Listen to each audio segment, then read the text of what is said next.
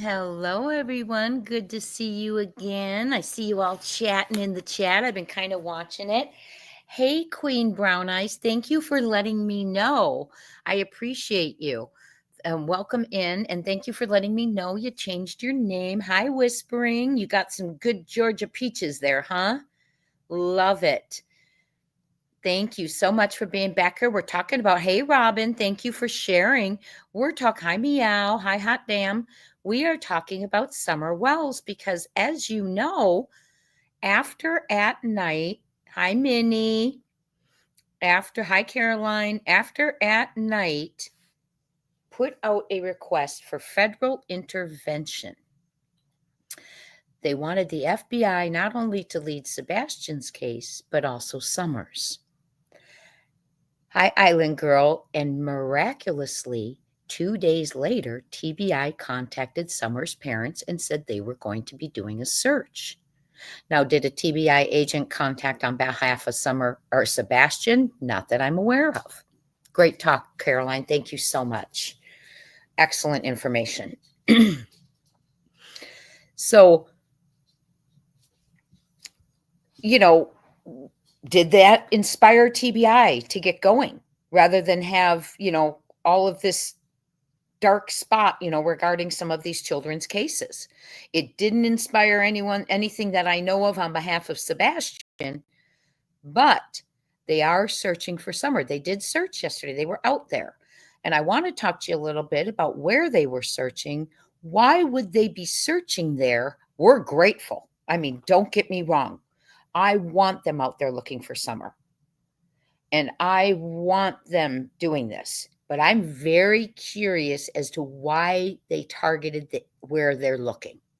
So hit that subscribe, thumbs up, notification bell so you don't miss any updates coming up in true crime. We've had a lot of things going on as far as Sebastian goes. A lot of you reporting sightings and tips that you had put in earlier that I'm catching wind of, and they're seeming to click together. And if you missed our live earlier on Sebastian Rogers, after this, go back and watch it.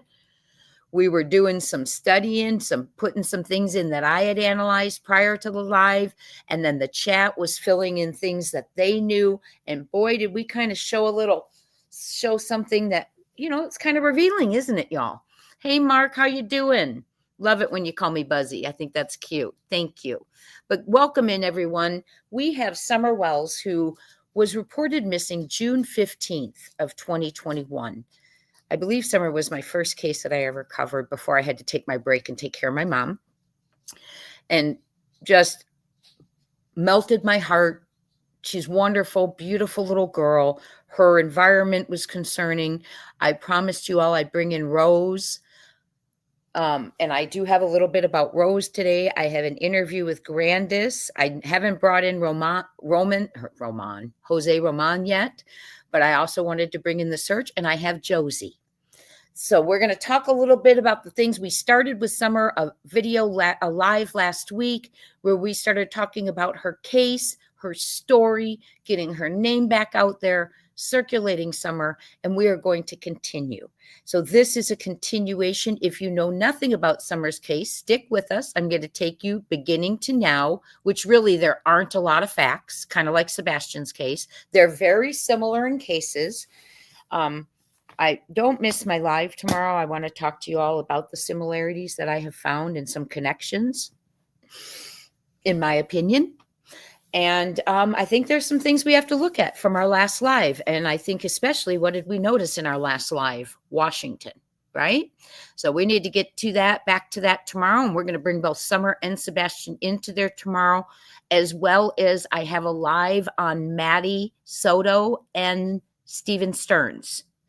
So his CSAM trial is coming up. I believe he starts jury selection on the 22nd of July. Now, are they going to stream it? I don't know. But if they do, we will be here streaming it. I believe it's a very important case.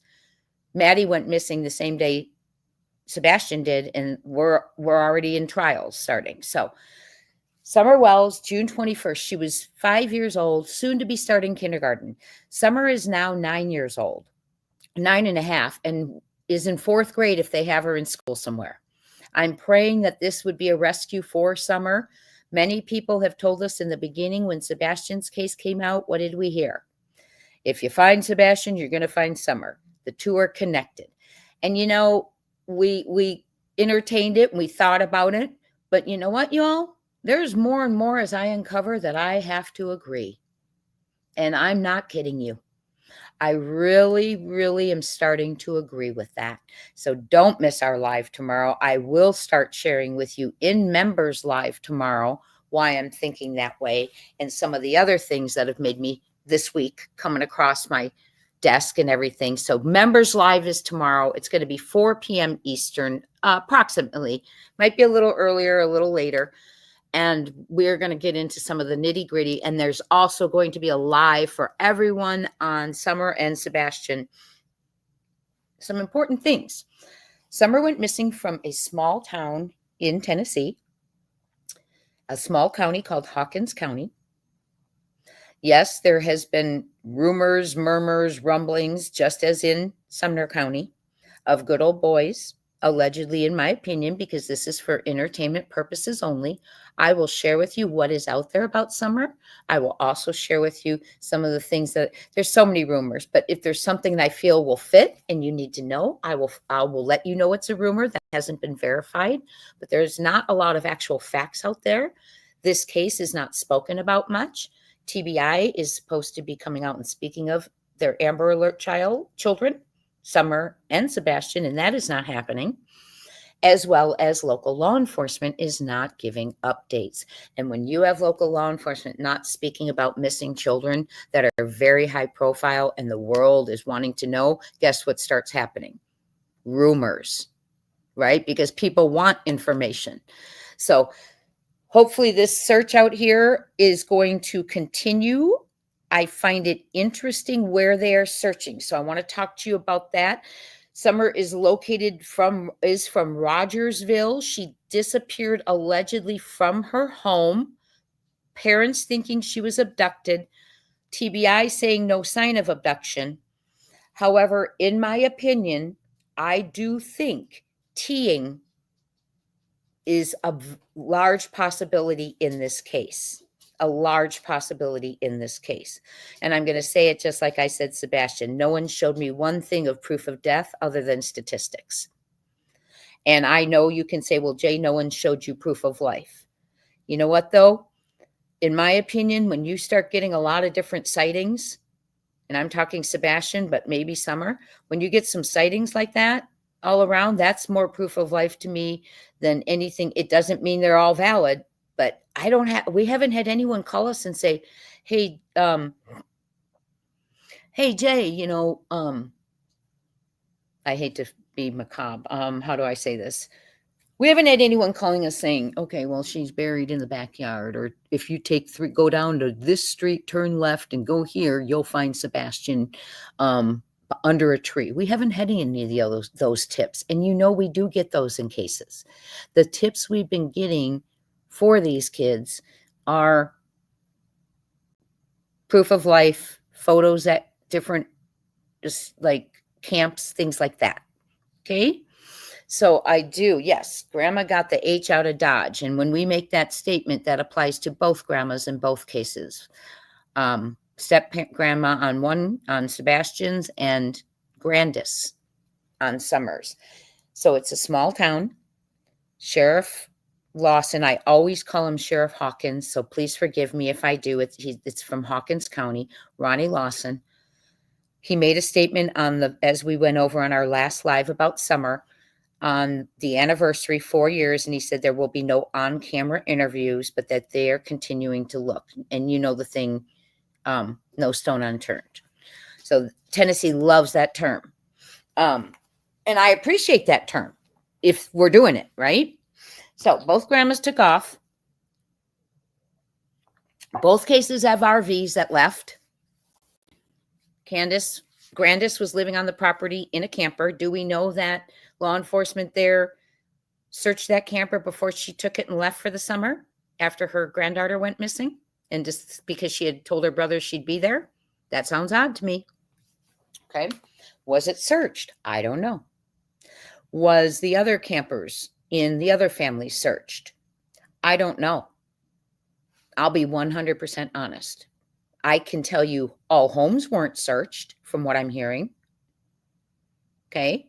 So you tell me, if you've got family members living in a town where a child went missing, shouldn't you be searching all the homes? I think so. I don't know why they're not doing any on-camera interviews. I found it very odd. Didn't bring her picture out, didn't do any of the above. So I don't know, Teresa. It was very odd. Very similar situations. Moms were with the kids. The kids, both Sebastian and Summer, had fun days right before they went missing. Timelines are sliding, changing. Narratives, things are said that are very odd. In both cases, in my opinion, both mothers who were there don't go in front of the media, allegedly don't go searching. Both fathers who weren't there, the stepfather for Sebastian and Summer's dad, Don Wells, were not there. They are the ones who called in. By the way, neither called 911, both called sheriffs. Was that to not be recorded? I don't know. Interesting, right? So a lot of similarities here. Summer comes from a world where essaying is talked about, rugs, teeing, father admitting he'd saw kids teed in a hotel that he was in California before, praising his daughter when she turned 18 and was AR'd, that she didn't make a big deal about it. I mean, it's an environment, right? And as we know, Sebastian's mother came from that environment. His grandmother is a level 3, the worst you can ever get, RSO, lifetime. And if you want to look into who she was married to, wowzer. And if you want me to bring that out, I'll bring that out to you. Some of you probably already know. So that's something too. So that was KP's world. And am I bringing that up to shame her? Absolutely in no way. I feel sorry for her that was her world. She's a victim in that world. But what I'm saying is that world is there. Okay, that world's there in Sebastian's world in one way and in Summer's world in another way. Okay, so I don't think teeing, and I showed you Tennessee Bureau of Investigation from 4 years ago, when you searched Summer's name on their site, child trafficking reports came up. And then I went ahead and went to Kennedy Doyle, another Tennessee Amber Alert baby child, to see if trafficking came up for her, if that's just what they put with all the kids. No, hers came up African Americans and domestic violence and things. And that was relevant to her case, right? They've taken it down now. Okay. But it's very interesting. We've also heard the stepfather, Sebastian Rogers, make statements like, well, no one gets upset when Don Wells said that. I found that a very riveting statement. A very riveting statement. Okay, so let's keep our eyes on Summer, but don't miss tomorrow, Members Live, about Summer and Sebastian and everything that's been popping and going in the last couple of weeks. We need to talk about. You're my peeps to talk about it with first. And then we're going to do a live, and we're just going to talk about some sightings, some things, some camps, things coming up that, guess what? All in the same area, my friends. So buckle up. The more we look, the more we put together, right? Okay. Oh, y'all, I'm going to mute for 1 second and open the slider for my dogs. One moment.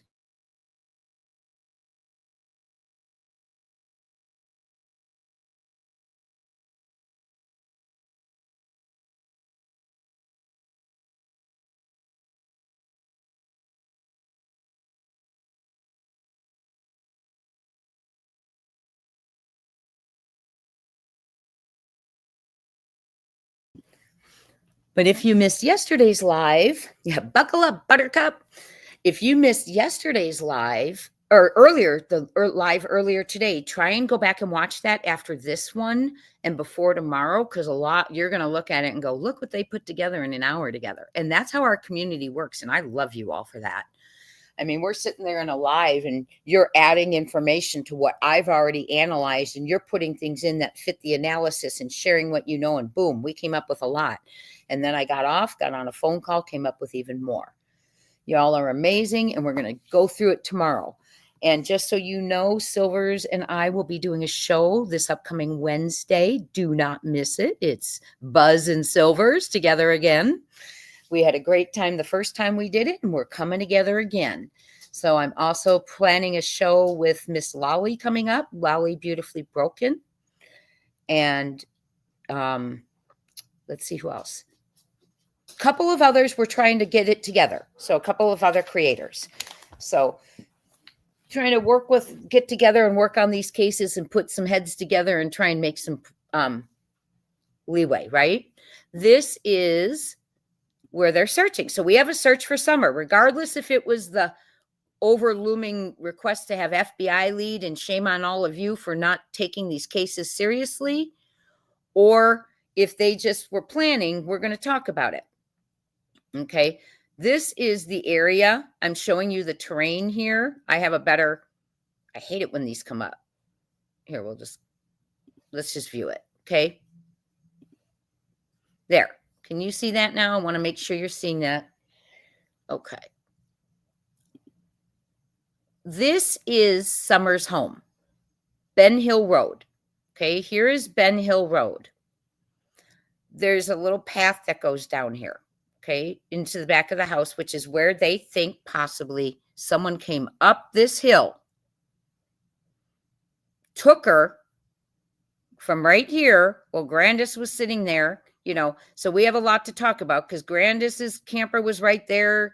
It's a whole thing. It was daylight. It wasn't dusk. The sheriff claims that she waited a couple of hours to report Summer missing. It's a mess. Okay. It's a mess. But I also have a quote from the sheriff saying the boys saw Summer right before 6 p.m. Two conflicting quotes from the sheriff. Very confusing. Okay. But I want to show you where they're searching. TBI has come out 2 days after At Night in One World said we want FBI on Summer's case and Sebastian's. We are not messing around. We're going to Cash Patel. We're going to the Trumps. We're going to all the congressional oversight committees. Tennessee, get your crap together. Excuse me. That's what they meant. They didn't say that. I'm paraphrasing. Okay. We also went live yesterday and I showed you how many children were missing when we found out about that limb. If you missed the video on the limb, go watch it. I pulled up 6 kids just missing right around Tennessee. And honest to goodness, someone put in the chat, we just uncovered a ring, and it really well could have been.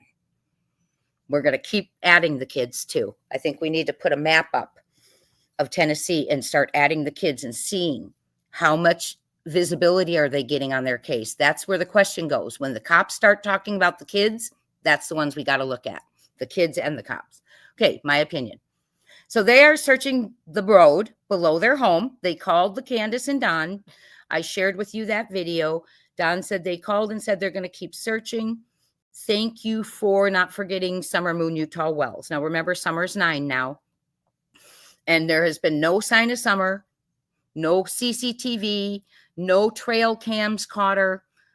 A lot of neighbors saying a lot of things, but none of whom came out and helped Summer before she disappeared. And clearly the child needed help. A shaved head, losing weight, dark circles under her eyes, complete contrast to the 6 months before.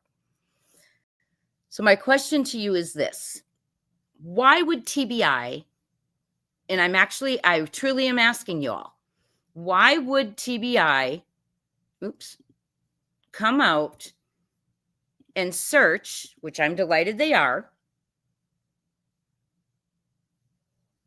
this area right here? Now, we are 4 years and almost a month, okay? 49 months. Why would the road behind, thank you, Caroline. Why would the road below the home, which has been there for 49 months, and they haven't been doing searches in a long time. Thank you, Mark. They haven't been doing searches in a very long time. Now they're out there. That live was amazing, right? Your head's still swirling. We're an amazing group, you all. It's not me. It's all of you together with all of us.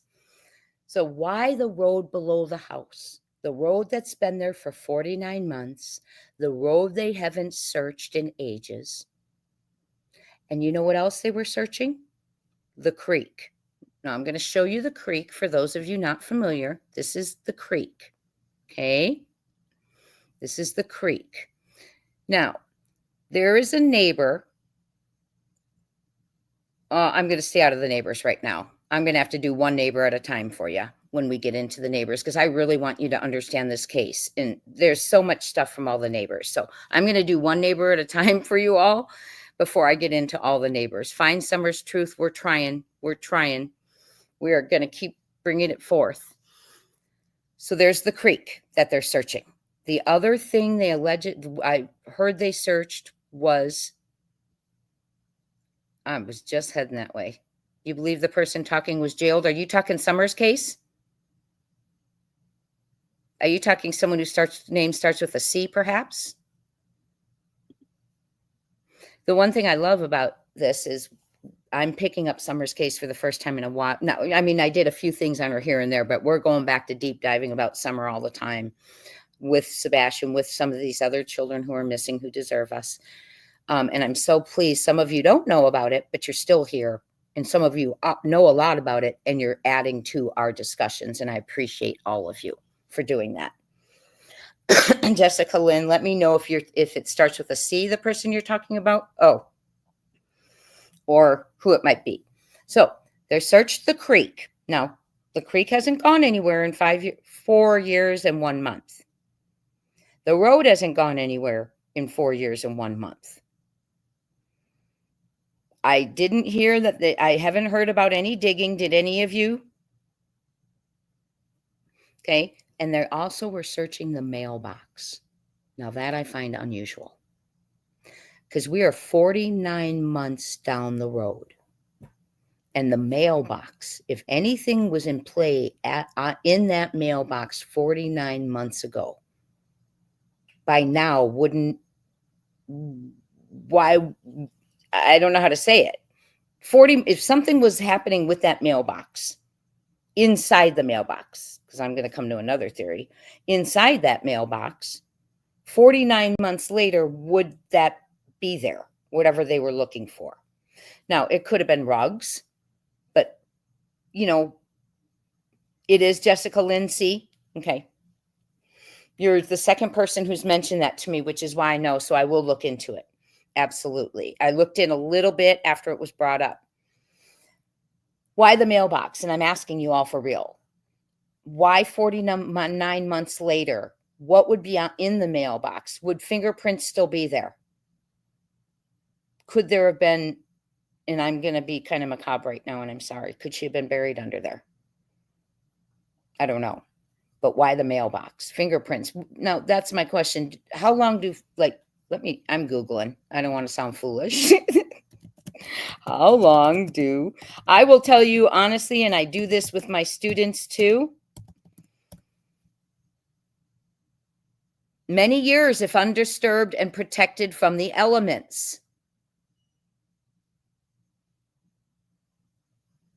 So it says fingerprints can last for varying lengths of time depending on several factors. Some fingerprints, particularly those on non-porous surfaces like glass or metal, can last for many years. So it might be a metal, most likely a metal mailbox, can last for several years if undisturbed and protected from the elements. So maybe they were looking for something inside that mailbox, a fingerprint. However, other factors like surface type, environmental conditions, humidity, temperature, water exposure, and the nature of the fingerprint itself, oil, sweat, can significantly affect how long a fingerprint remains visible. Sorry, y'all, if you can hear my dogs, they're very restless right now. It's been so hot out. We've been going out bye-bye in the cars and stuff and waiting till late at night to get out. So they get a little restless during the day. So why the mailbox? Were they thinking it was a rug deal? And she may have been playing down there. I don't know. Yes. Thank you, Ron. Yes, Rhonda. Thank you. Okay. You're all amazing. So do they think it was rugs? Now, don't forget they had looked at a red pickup was in the area. It's also a hauler, not a lot of in and out traffic. The biggest thing that they said was their traffic that didn't belong there was for rugs. And that's what residents had said.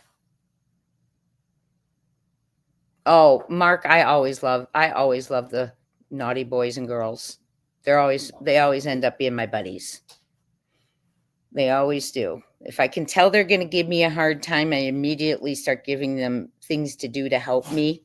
And then that becomes, oh, you can't do that if you're giving everyone a hard time. So, yes, I do enjoy the kids with the personalities. Let's see here. You're an 81 grad. I'm an 84, Mark. Okay. So I question the mailbox thing. I think that's really odd. And I literally am asking for your, oh, we have Queen Brown Eyes over here showing off. Wasn't even born yet, Mark. Silly girl. You are a youngie. You are, yeah, I love the witty ones. We crack jokes all the time in my class. We even have private jokes for like different class periods and we write down the funny sayings said during the year and we talk about them at the end. It's hilarious. We have a good time. So, and Queen Brown Eyes, she's our young cub in the group. Yes, Pamela Bird, we are talking about Summer. I agree. She needs to be found. Evidence could be buried there. Thank you, Jill. Thank you, Jill Bishop. That's a great theory. Great theory. So I don't know why the mailbox, it's been there all these years. And here's one theory I can tell you. Maybe someone is speaking.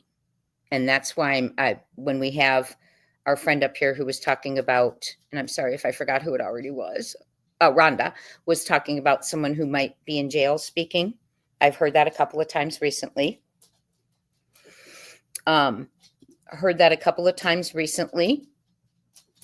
And so that could be, right? Accidentally ran over at mailbox, accident cover up. Okay. See, here's the thing though. That fits with the scream the one neighbor says happened. But immediately the sheriff said that was unfounded and not even to pay attention to the fact that the neighbor said there was a scream. And then if you go to Netflix and you watch the Maddie McCann story, there's someone there because the neighbor of Candace and Summer said, it was a scream. It was like animalistic. I heard it, I couldn't believe it. And that's exactly what someone said. They said about Maddie McCann's mom when she found out Maddie was missing. It was a scream like none other I've heard. So I wondered, did the neighbor get that from that special? These neighbors are talkers, let me tell you. There's one neighbor who I will tell you. Thank you, Caroline. Oh, thank you. There's one neighbor, I'll be honest with you. I'll introduce you to her, but I have yet, and I'm not being mean. I'm being 100% honest with you. I have yet to been able to understand one sentence she says, but I will introduce you to her. I think she's important to the case.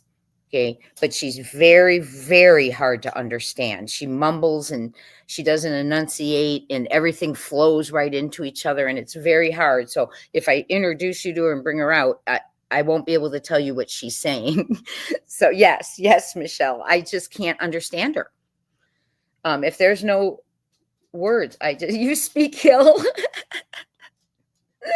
Yes. Yeah. Buckle up when we bring Jody Sue out, please. Buckle up. When we bring all the characters out, and rest in peace, Allie. She's one of them. She's passed away. So there's just a lot. So it could be, did they think someone was ran over at the mailbox? But here's the thing. That fits with the scream. But I don't think, even if Darlene, you're spot on in my opinion. I don't think, even if that happened, a hit, would they have been able to clean it up in 2 hours where there was no blood, there was no one who would speak, there was no shoe that flew, there was nothing? Because when you have a hit and run, you get all of that, their shoes fly off their feet, sometimes the torn clothes or, things like that, blood. So I wonder, like when they say maybe an animal took her away, well, there would be signs usually. And that comes up with that little Dior. Remember the little Dior who got lost? I believe he's Idaho or Oregon. Cute little baby. That's another one I want to bring back out again. He was at a campsite with his parents and his grandpa, and suddenly he was gone. Suddenly just gone. And someone said, well, maybe an animal took him. And I remember Nancy Grace going absolutely bananas in her professional way. I'm not saying she went crazy, but she was really upset with that because she said, don't ever tell me an animal took a child away. If you can't find one sign of that animal, that struggle, that blood, those bones, those clothes, those shoes. And it makes sense, right? I'm old too. We're all old in here. So, well, I shouldn't speak for all of us. We've got some young cubs in here and I'm glad it gives a different perspective. Hey, Frank, how you doing? So I think the scream may have been, yes, I agree, also was the individual who was walking through the creek. The individual who said she heard the scream and then Summer was reported missing, found out Summer was missing about 20 minutes later, was also the one who said when she found out Summer was missing, she went and she walked through the entire creek. Well, walking through the entire creek, what does that do? I don't know. Was she trying to do something with scent dogs? Was she looking for Summer? Who knows? But the creek was not that deep, right? So they wouldn't cover up an animal thing though, right? But you would find signs of it, right? Someone said, I'm too honest for this. Love your Smurf. Don wanted firewood dropped by the mailbox right after this happened. Did a YouTuber drop that off to him? Do you remember I'm too honest for this? Was that a YouTuber he was buddy with? Hi, Rocky Top. We are trying. We want to bring both these kids home. Don't miss tomorrow's live. So strangely enough, what I possibly could be happening is someone is speaking. There's rumors of who, but also I want to tell you what a PI said recently. And it made me so happy. Why is this? Oh, stop sharing. I want to get back to our slideshow real quick. It made me really happy, first of all, because I had not heard a PI say anything on the case, right? And Don and Candace have a PI, they said. Okay, they have a PI, and they are two people that speak to law enforcement for them. Now, remember, Summer doesn't have parents going to law enforcement every day begging. As a matter of fact, we're going to watch an interview with Candace, Summer's grandma. And the only reason she did this interview is because the sheriff put a lot of pressure on them by telling the public they were not cooperating. So by that time, as soon as that was said, Grandma was in a chair under a tree giving an interview. Was Mama? Oh no. Guess what Mama did? Summer's mama stood behind a pickup truck, asked for a piece of paper, and instead of going on camera, wrote a note to the anchor to read. That was her way of cooperating after that statement. So lots of things. Yep. I still think they could have been, it could have been rugs that they were looking for something, right? Maybe they're still running rugs through that mailbox. Now, Candace and Don are not there. Okay, as YouTuber sent dog food. Got it. But they didn't say, said YouTuber. Thank you for letting me know. So here's my question. We got the mailbox, the creek, and the street. They've always been there. TBI hasn't always been there. Hawkins County hasn't always been out there. FBI hasn't always been out there. Okay, why now? Could it be one, the pressure from One World and at Night? Could it be two, Jason Jensen? He is a private eye investigator that I very much respect. He is out of Utah. He helped Daniel Robinson's dad for a while. He's helped on many of these cases. You would recognize him if you see him. And he actually put on X a few weeks ago, and I about fell out of my chair, but I was so happy because it meant someone was looking into Sebastian's case. And he made a very bold statement about two brothers knowing where Summer is. His statement was, and I can't quote it because I couldn't go back and find it, and I think I screenshotted it, but Jason Jensen on X. He said, paraphrasing, where do you and your brother, where is Summer? You and your brother know. I'm paraphrasing. Where did you put her? Okay. Where's Summer? Something along those lines. Okay. But what the main point I want to get to is he was saying two brothers know where Summer is. Okay. Mark, I'm a grandma and I would never hightail it out. I was living on an island when when they got pregnant and I came home. I gave up island life. That's what you do. Most. So Jason Jensen was speaking to two brothers in the case. What did you do with her? Where is she? Okay. And what I want to ask you is, and he clarified, and I am not speaking about Summer's brothers. Yes, he is straight to the point. And you know what? He has a very good reputation, in my opinion. And he's not going to mess with it by putting something out there on social media that is senseless, right?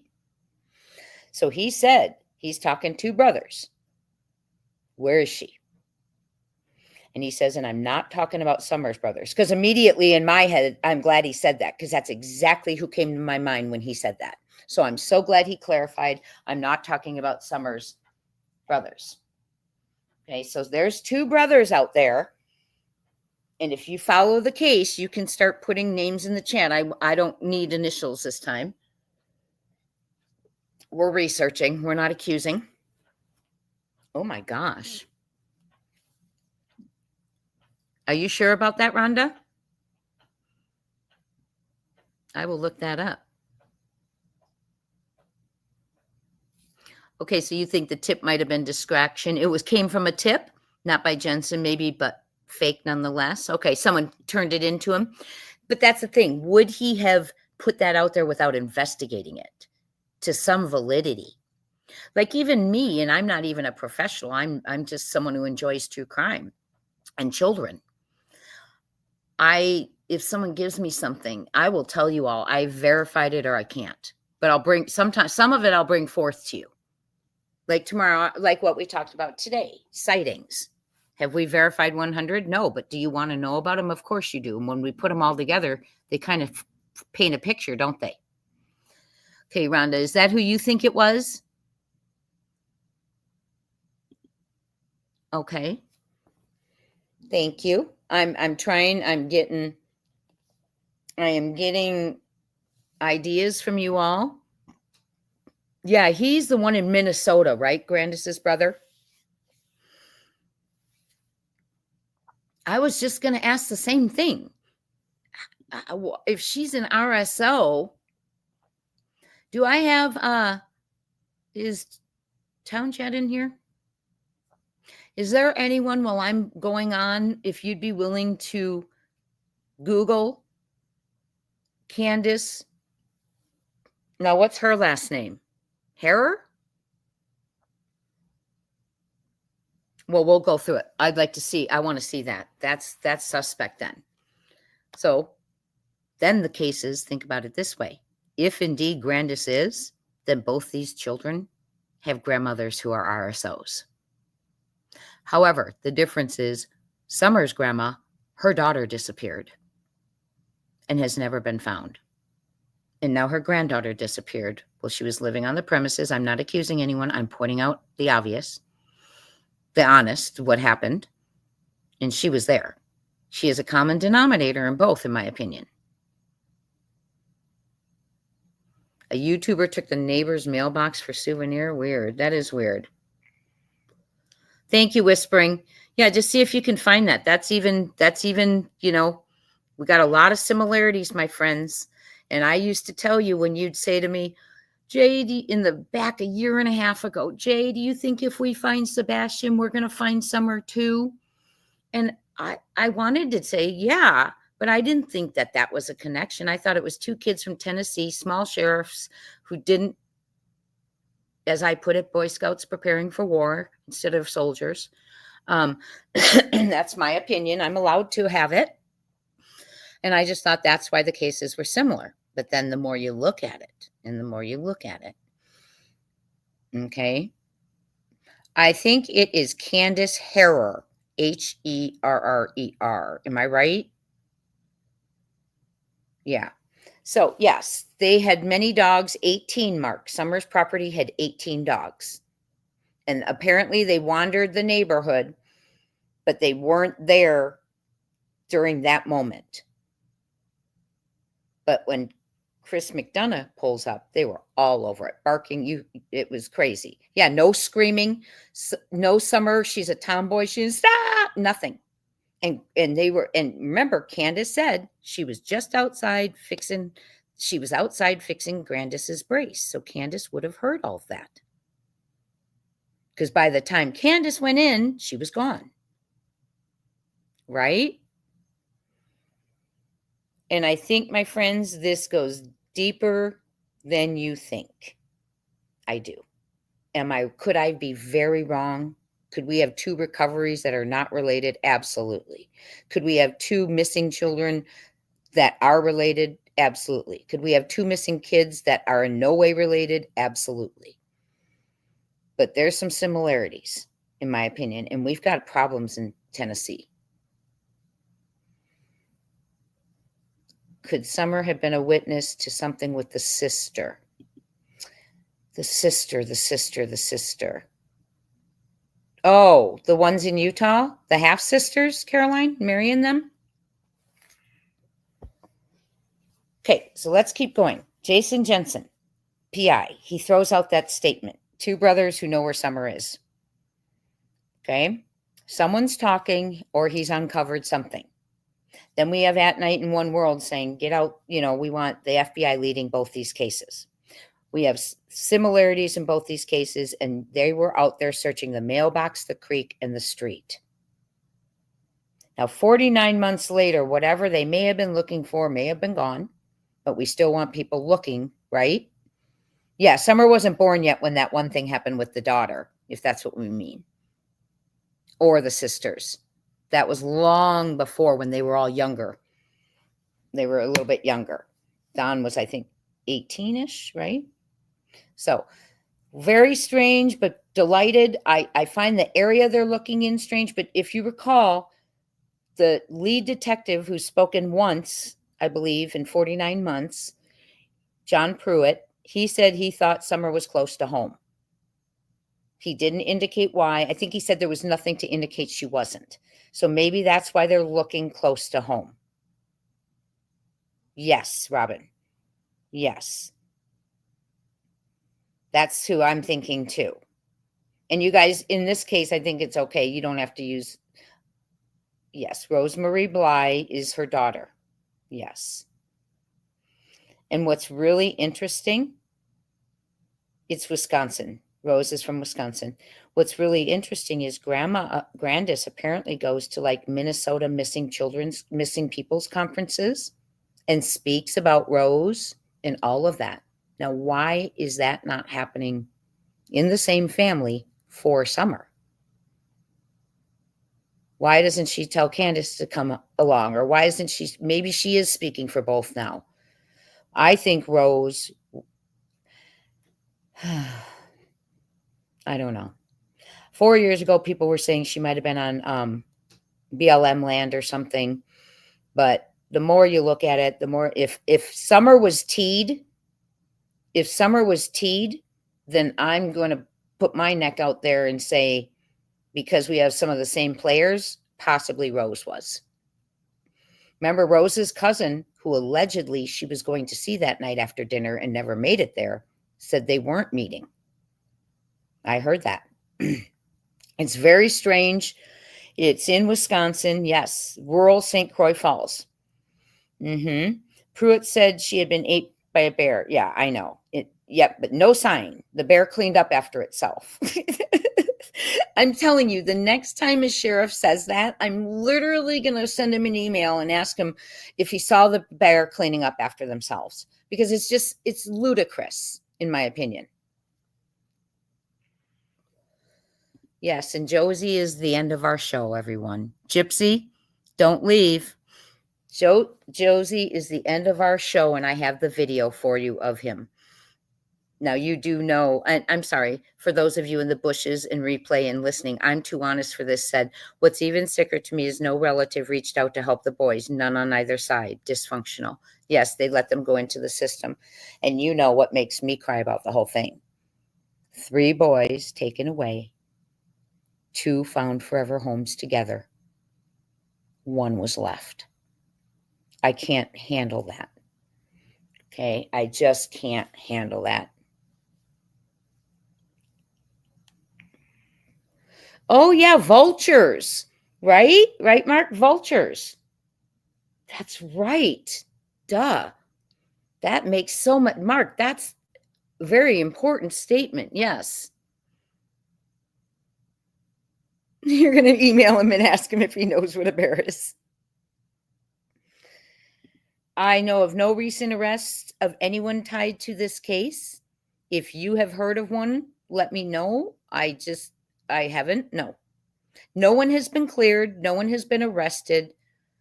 Lead detective has spoken once in 49 months. TBI skipped her 1-year mark this year. Last time we've heard from TBI was a year ago. The public information officer was doing another interview this past May and happened to bring up Summer. So it's terrible. It's not, when you don't have people talking about a child, now it's time where what are we going to start asking? Why? Why isn't law enforcement talking about this child? Now, I do want to share with you what Don Wells shared with what he said happened. This is the mother. This is really important. I don't know why my stuff isn't sharing with you all. I apologize. I'm glad I popped over to make sure. Hold on. Okay. The reason this is important is, and thank you, Minnie, for that question. Harer, Harer. Oh my gosh. And it's Candace whispering. Did you verify that it was Candace Harer? And where is Burnett County? Oh, it was a guy. Oh, not the grandma?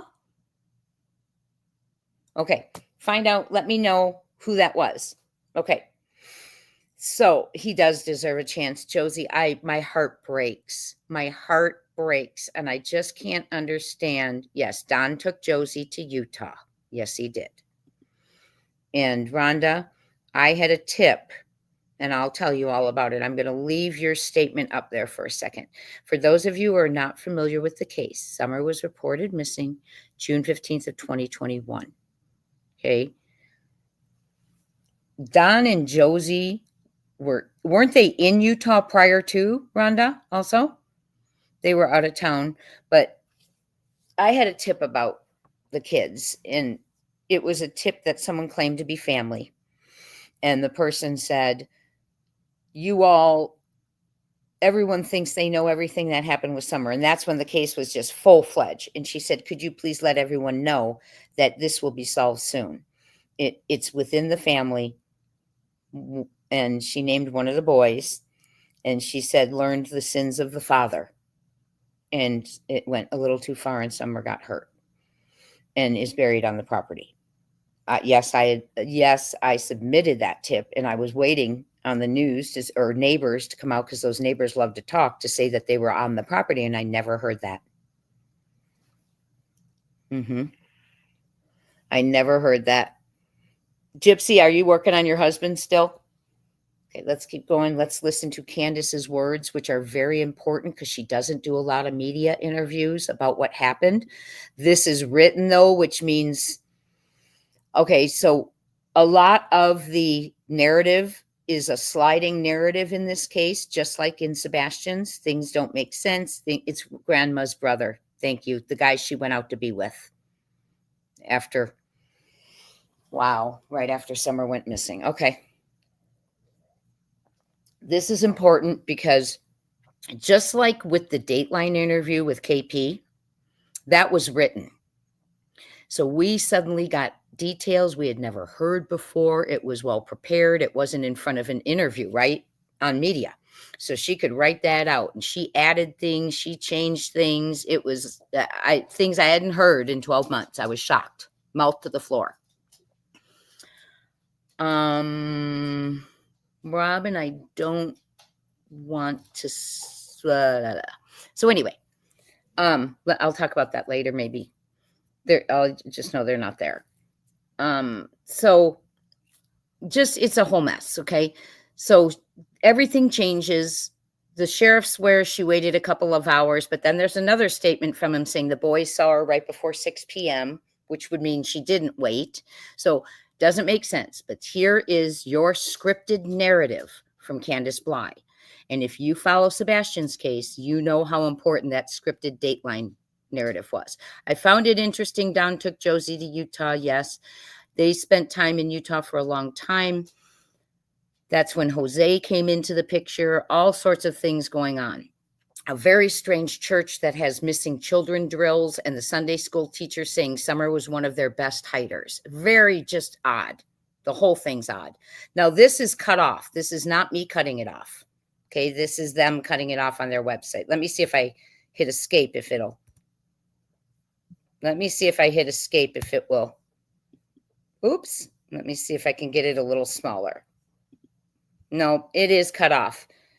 Okay. It just happens to be cut off. So we're just going to have to deal with it as is, but it is her scripted narrative. And they posted this. I don't know when they posted it, but here's her narrative. Okay. Dang it. I don't like this site. This site is very strange. Where did it go? Okay, there it is. Sorry, you all. This is a really weird, there we go. Really weird site. Okay. And so you do know they are fighting to get Josie back. So I wonder how you feel about that. In that home was a daddy who shared a bed with a daughter, who showered with a daughter, a mattress on a floor in a basement. It's just a lot. Rugs, essays, talk of essay, drunken YouTube calls constantly, in my opinion, but you probably heard them. Okay, here's the words of Candace Bllye, mother of missing Summer Wells. Now, it is cut off, so we're going to have to probably fill in some blanks. We come home. That's her and Summer and Candace. They were on a Sunday fun day, but I think it was on a Tuesday. Okay, they come home from their Sunday fun day, swimming at the lake. Her buddies picked up TikTok videos, slushy from Sonic, you name it. And then me and my mom, the boys were in watching YouTube like they do. My mom says, let's rearrange and plant the flowers. She goes, well, we know the boys aren't going to help us. I know Summer will. Okay, now I'm going to stop you right there. I already caught something. In Candace's original narrative, Candace is the one who says, I know a little girl who'd love to help us. Okay, it wasn't Candace saying it. Got those little details. Okay, so I yelled for Summer. She was in the house, and then she comes out and she was planting flowers with us. Candace later comes out in an interview, her very few, and says they didn't plant flowers. She went home with her sore knee because that's why they were out. Candace had a bad knee. They dropped her off at emergency, went swimming. Then she changes the story that Candace went swimming with them. Candace says, I know nothing about going swimming. I had a bad knee. Okay. None of it fits. Candace really outed her in that interview. So I yelled for Summer. She was in the house with the boys. And she comes out and she was planting flowers with us. The flowers were put in planters next to Grandma Candy's camper, with Summer handling some of the tasks. She put all the rocks on top, put Chase in there, and that's supposed to be Chase on the case from Paw Patrol. That was one of her favorites, Chase on the case. She did all the rocks herself. We went in we went into grandmother's after we were done. She asked grandmother for a piece of candy. Grandma gave her a piece of candy. She told me she wanted to go back over with her brothers, so I literally walked halfway between the camper and the house. That narrative changes too. She's standing at the camper watching her walk in one.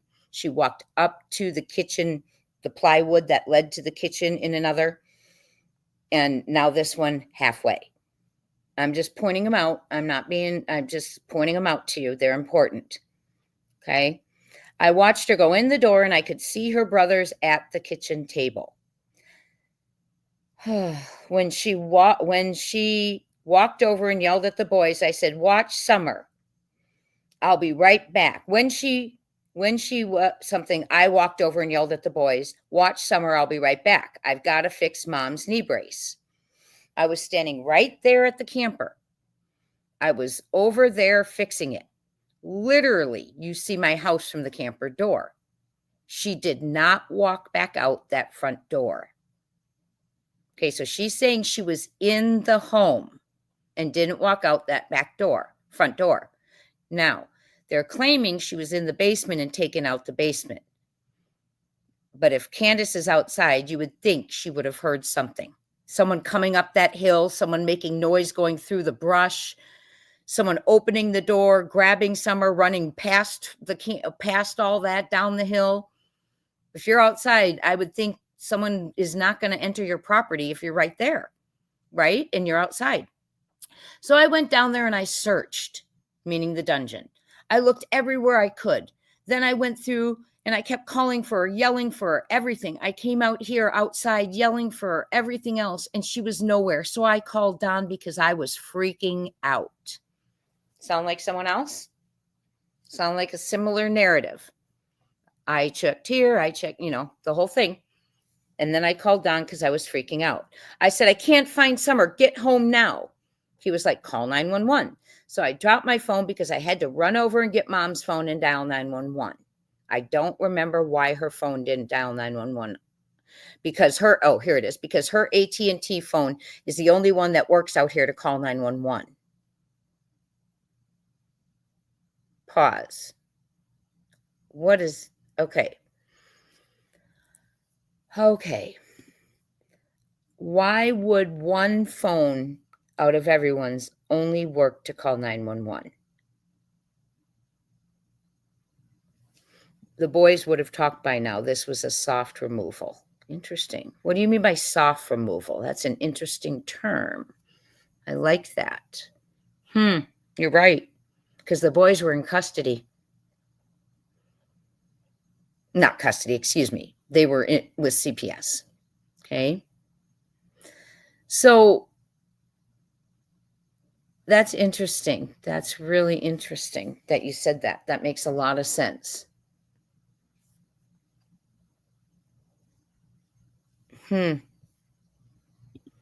So if you have all those phones, because we know she's got phones, we know they're calling, because she's doing her Facebook pictures of Summer. She's posting on Facebook when the police showed up. She wouldn't come outside that night. The one person who was with the child all day would not come outside. She stayed in her house, and people showed she had been posting on Facebook. Okay. So all these phones and only one calls 911. It makes no sense. So I called them and I told them what's going on. Now, we had heard before Don called the sheriff,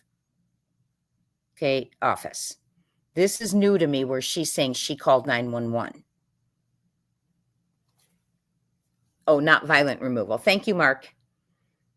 Got it. Maybe she knew the person and therefore wouldn't have screamed.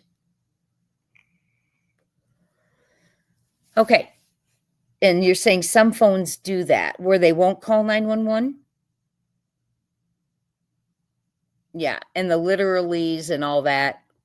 literally within a minute, but there's other interviews where she's asked time. She goes, we're a family that doesn't worry about time. But yet when you give a narrative, it's hard. It's hard.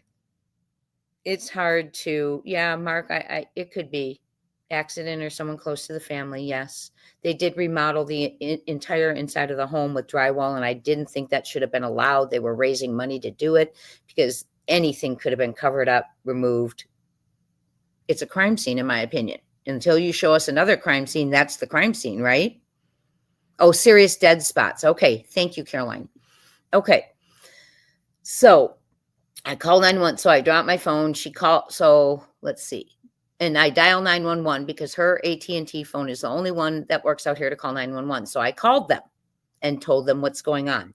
Totally different narrative from the beginning. Don called as he was driving home.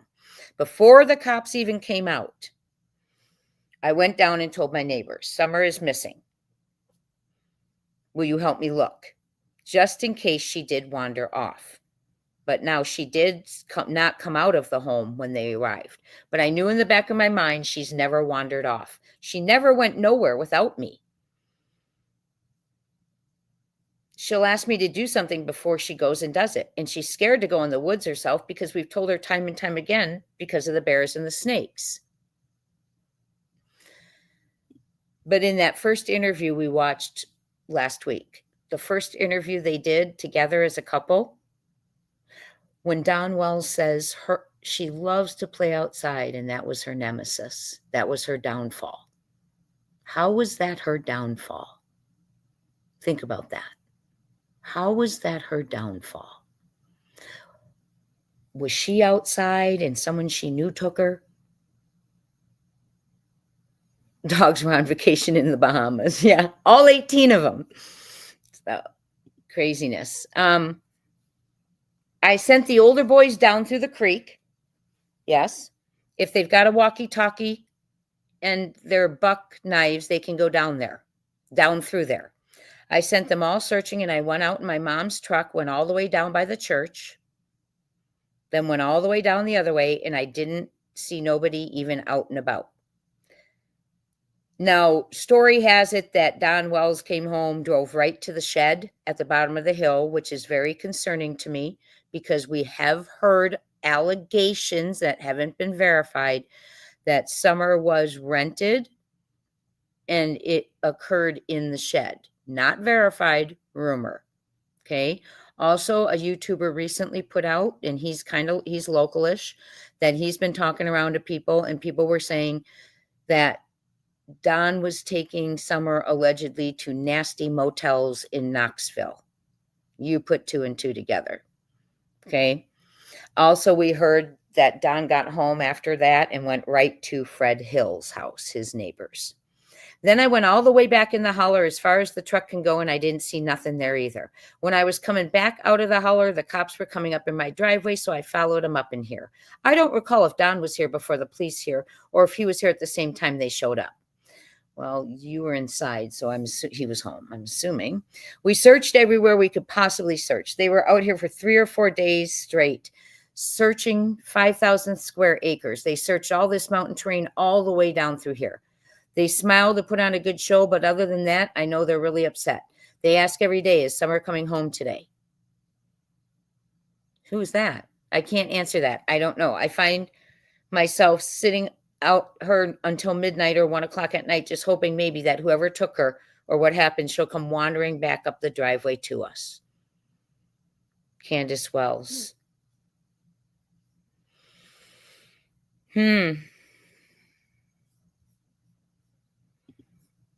Anyone have comments on that?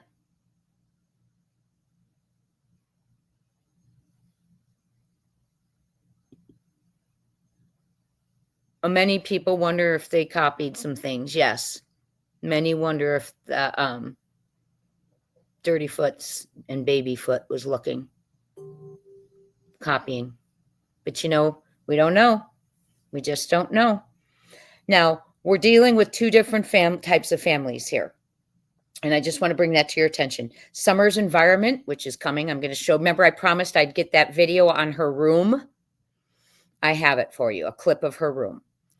Summer's environment was very similar to Jack and Lily's. Okay, very similar to Jack and Lily's environment. And a lot of mess around the property, a lot of junk that could be dangerous, a lot of places you could go and hide, and you name it, all of it, okay? So they have that, there's that similarity between the two cases, but now with Sebastian's, very different families. Right, Mark. Who would take the chance with so many people, dogs, and plain daylight? Right. And mom outside, allegedly. And grandma in a camper right there. Hi, Joni. Hi, Darlene. So it's just so odd. Yes. So either people wondered, did she not come home that day? But the boys, I believe, would have said she never came home with mom, right? So it's very confusing.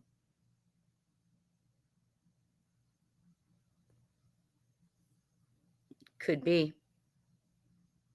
Yes, could be. We've, yes. I was sent some things about him, Caroline, that are very interesting. So this is, and I'm going to get the banner ready. This is what I promised to share with you. I'm only sharing a little clip of it because the person who did this interview did a phenomenal job. One of the best interviews we have with Candace, with the neighbors, inside of the house, at the pond, you name it. And that is credit to the interview room. So I am only going to play a little bit, and I will put the link to the video in the video in the description, but so you can go watch the whole thing on there. But here's the title. Okay. Summer's house. Okay. And this is 7 months later. He was doing a deep dive. He's really good on the case. He has an analyst who's come in and analyzed that house. Oh my gosh. And the whole situation. He's wonderful. And I hope I have this set. I do. Okay.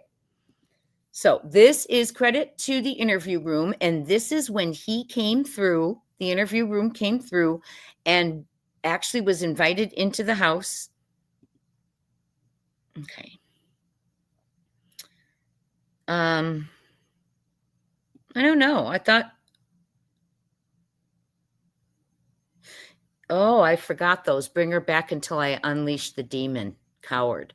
And how about if you could find it in your heart to just release her? I don't know how. That jives with me is because I can't pay you what I allegedly could be because I can't pay you what we owe you. I don't know. I just thought of that when he said that. If you could just bring her back, I don't know how, but it just resonated wrong. You've always felt Jody Sue knew what happened. A lot of people have. They live there but are working out of town. Thank you. Yeah. That's still their home, but they're not there. I don't know how to say a lot of things, so I'm just going to say that. Okay. But we're going to keep going. Come to Members Live tomorrow. We'll talk a little bit deeper. Okay. This is the room. This is Chris McDonough, who did this fabulous interview. Go watch his full video. We're going to watch the clip where she shows him what he referred to as the dungeon, being where Summer slept. Now, notice the clothing in the background is no longer Summer's. From the original photographs early on, they've taken over those hanging lines there. It's pretty quick. Down under there. Oh, down into her. Hey, now when I saw this, it would be an understatement for me to think, holy crap, look at this thing. Right? Because I didn't really want to go down there. I wanted to go around, right? And I even say it,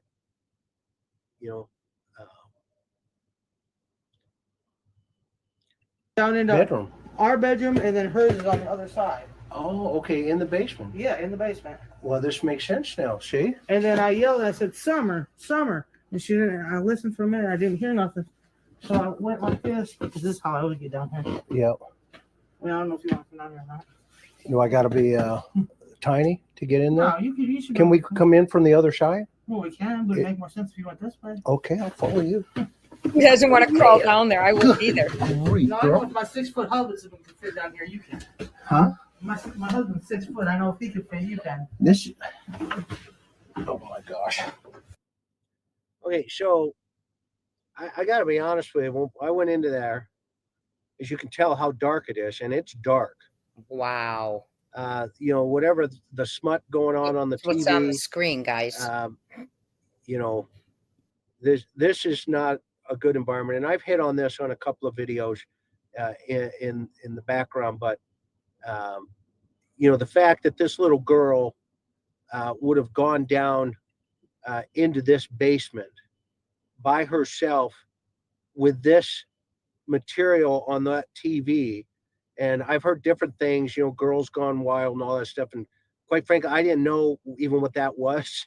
You know, you know, call me old fashioned, but you know, I'm not naive. Okay, when somebody told me, but you know, the fact that a 5-year-old allegedly went into this basement with that material on to play with her toys. Yeah, right. Something's not right in River City, folks. Way to go. This is my husband's room. Okay. And over here, well, it's a mess.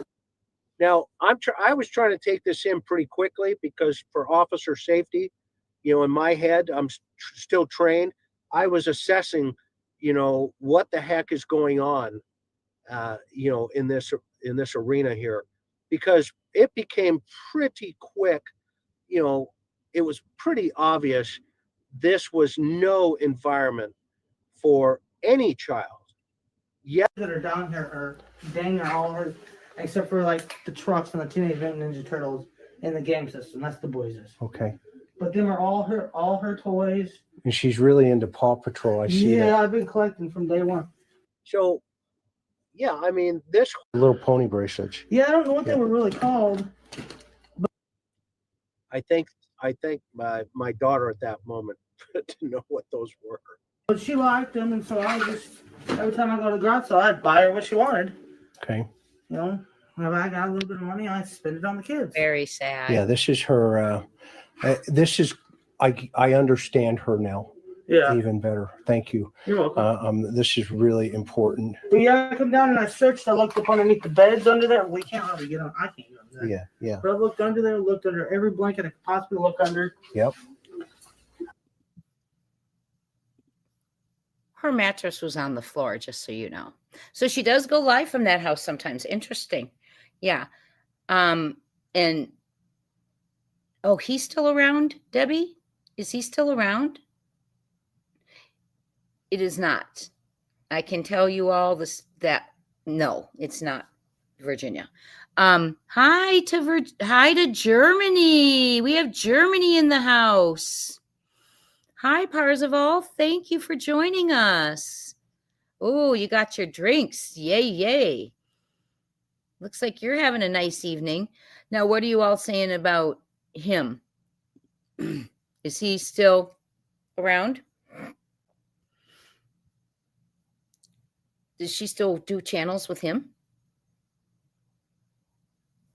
So that's her environment where she lived. Now, I agree with Mr. McDonough that doesn't seem, you know, a safe place for a child. Okay. And then I'm going to talk to you about my theories. I've told you I think that possibly she was teed. And I think that because TBI had her linked to a study. I think that because of the environment. I think that because it was said by Candace when Don was in jail that he had disappeared would disappear frequently to certain types of homes for rugs, and he'd go for days for rugs and whatever else they did there, and sometimes would have to send someone after him, and he would come back with a debt. Okay. I worry that debt,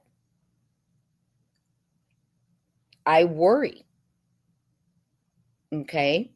And so it could very well be that someone came up and Summer knew them or had seen them, wasn't scared, and they took her for a debt. I don't know. Anything's possible, right?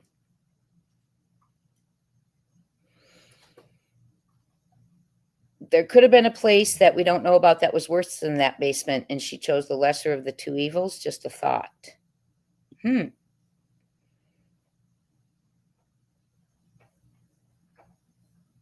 think Don used the shed at the end of the driveway too for S or rugs? Because one theory I had was the reason he went right to that shed at the end of the down at the bottom of the hill was because he stored rugs there, right?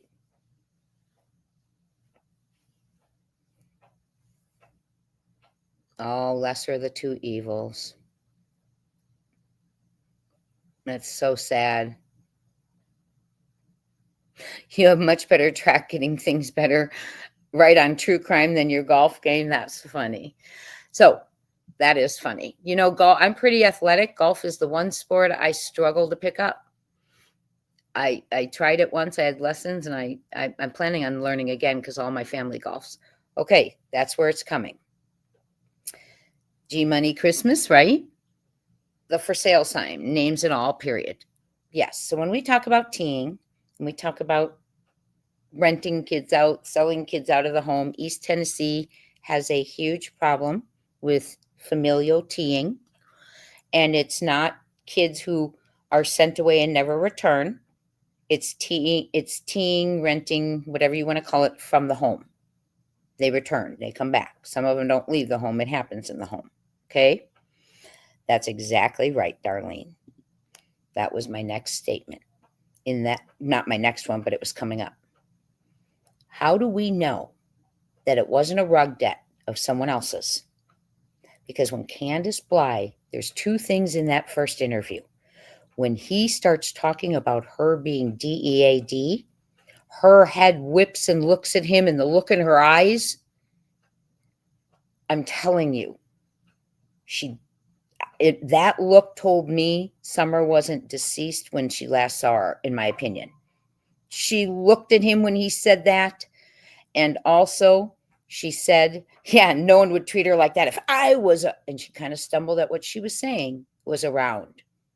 So something happened. Was she not there? Was it a rug debt? This is a theory. Now, shortly before Summer went missing, and I don't know the exact date, there was a video put up of Summer by her mother, and it is Summer dancing in front of a red barrel that says for sale. Okay? Yes, I agree, Mark. I totally agree with you. See how we're working here? Going back and forth, putting this together, aren't we? You all are amazing. So let me ask you a question. If you know how perverted the internet is right now, we all know it. If your child was in the rain, looking so cute, you want to get a picture of your child in the rain, and you end up videoing your child and realizing that your child's dancing in front of a barrel that says for sale, would you put that on the internet for every damn predator to come into and look at?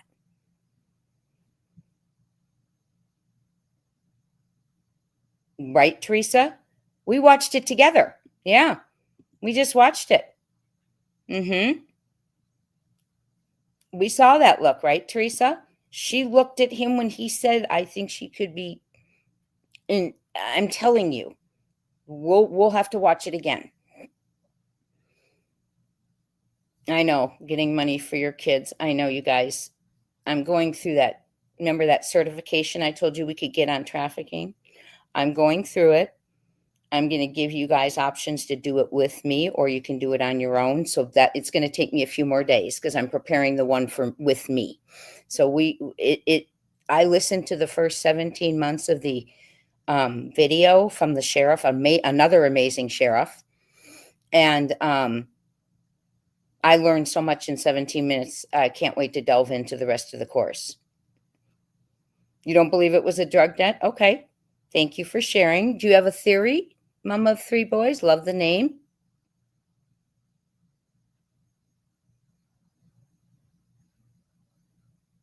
Here's a theory. Most viable, in my opinion. I'm not an expert. C and G did something. She was run over. Agreement made. Fab 4. J, S, A, B, D, and C, and Cruella's Grandis. Covered it up, you mean? Good theory. I think her hair was cut by Candace to be less attractive to Don. I think that is a huge possibility. I think that is a huge possibility because mothers do get jealous of daughters. It sounds weird, but it happens. Sounds weird, but it happens. So let's watch the... You are interested in doing that with me. Oh, yes, we will. I'm going to do that. You can do it on your own or you can do it with me. And I'm getting it all ready because I think if the more of us get certified, someone was just telling me today, you know, they saw 2, you know, people very dark from, you know, dark Venezuelan people, each one holding hands with a little blonde girl. The girls weren't speaking. You know, so what does that tell you? It could be teeing, right? And we got to learn to identify that because it's around us. Oh, yes. If you can find and watch the movie Sound of Freedom. Yes. Yes. It is an incredible movie. It's a hard watch, but it's an important watch. Yes. I think it took me a few times to get through it, but it's a great movie. Thank you, Butterfly Kit. Thank you, Butterfly Kisses. So let's go ahead and watch this. Yes, you can do it on your own. We'll do it together. I'll have it all ready and up for you. How about by Monday? That gives me some time. I have some phone calls I have to make too back into Tennessee. Okay. In my opinion, Tim and others are associated with Sean Williams. Interesting. Let me take a picture of that and look at that when I can. So this is the infamous barrel. If you've heard Summer's cases, you have heard people talk about her dancing in front of a barrel that was posted by her mother the month prior, I believe. May. Yes, May of 2021. May 28th of 2021. Summer was disappeared 17 days later. Okay, let's watch it. I'm going to mute myself. Summer Wells.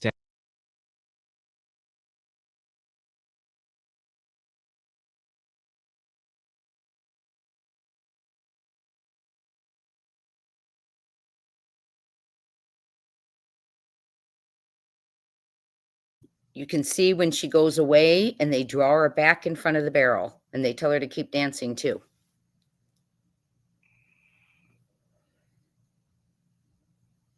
Yep, back to the barrel.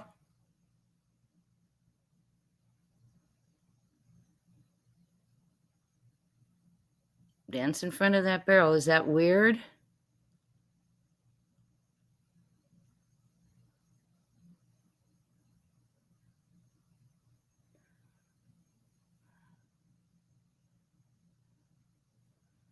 I just find that really dangerous. Essay exchange gone wrong due to meds. Yes, that's one theory that someone had. That's one theory that one person had sent a tip into. Not the meds, but the essaying. I'm looking for your number 1. Oh, I got it. I see what you're saying. Okay, So that is her jumping around. Let me do it one more time for you.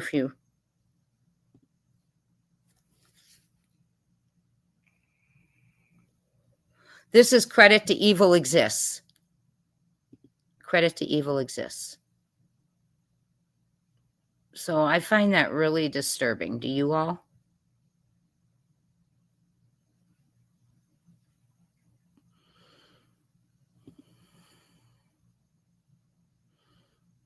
That just really concerns me. I believe it was a sick neighbor that was watching her and took her. Then she was used as a sacrifice for their evil cult. Sorry, a lot of people know who but are scared. Yeah, that is that's been a theory as well. Absolutely.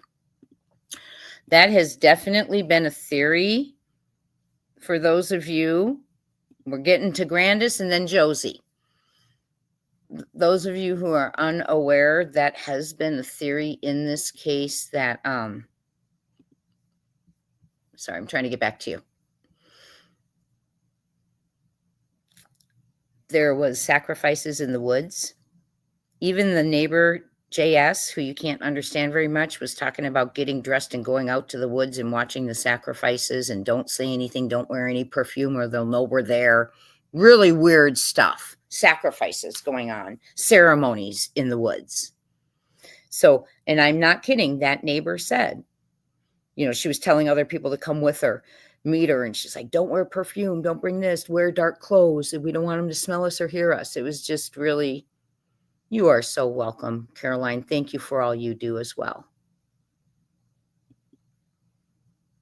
The video on Candace saying Don was hurting Summer is all true. Which video is that, G Money Christmas? I totally believe SA was occurring, yes.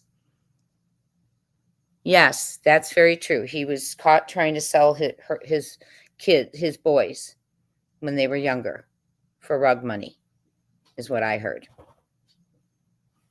People in the stores said she would beat on Summer, slap her, and backhand her in the stores around that area, shaking my head. Oh my gosh.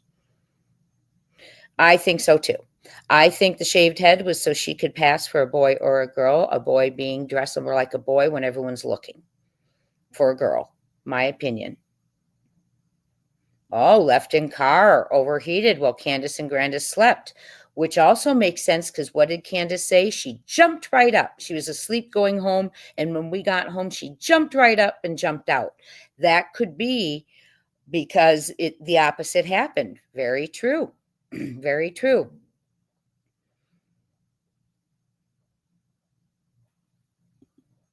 Oh, not a sacrifice. Well, I remember some of the neighbors talking about sacrifices that went on in those woods too. So thank you for clarifying. This is her grandmother. We're getting to Rose and Josie. This is her grandmother. Candace Harrer goes by Candace because there's so many Candaces. And she drove away just a couple of days after Summer went missing in her camper and went to Wisconsin with her brother.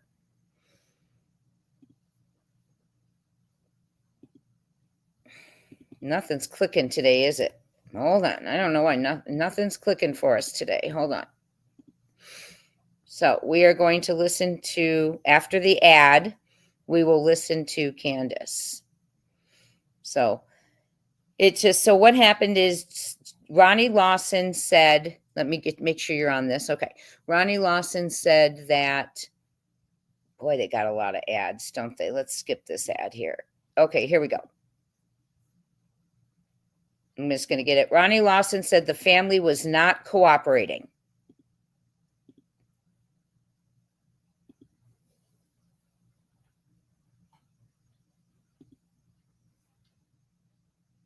She says the social media and online rumors have to stop. If they want to help, that's great. But if they want to spread lies, that's a different story. Because that's all they're doing now is spreading lies. They're reaching and trying to figure out what lie can we spread now. And I'm tired of it. Now, Summer's mother, Candace Bllye, did not want to go on camera. However, she did write this statement for us on my notepad. You see it right there on your screen as well. It says, "I've never stopped talking to law enforcement. No, I have not lawyered up. I don't understand why this is being said. I can't speak for Dawn, and we are willing to do whatever to bring our daughter Summer home. Thanks for all the searchers." That was not the full interview. So, but that is Grandis. Hold on. And see, Mom wrote the note. I'll get you the full interview of Grandis. Hold on.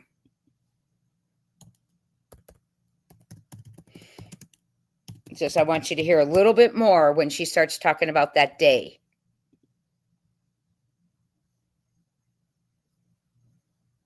Did people take them down? Hold on, y'all. I just want to get you that interview.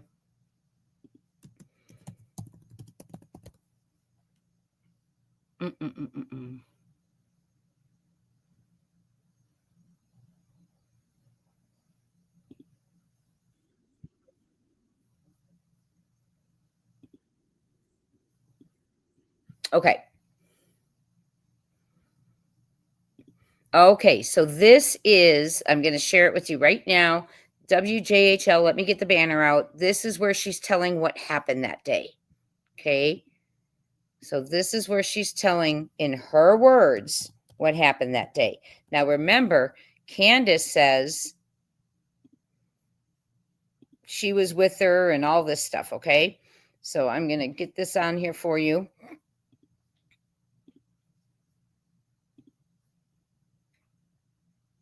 I get up that morning. She come out and took me to into the ER because my leg was messing up on me, and we were afraid something was wrong with my knee. I have a knee replacement, and she was worried that there was something wrong with it. And she took me into the hospital, and I ended up getting a shot for it to get rid of the pain.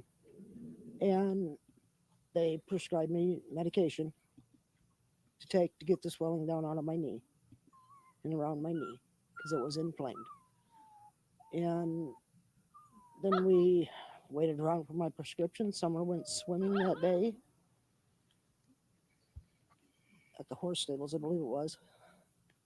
And then we come back, and I went in my camper, and after we brought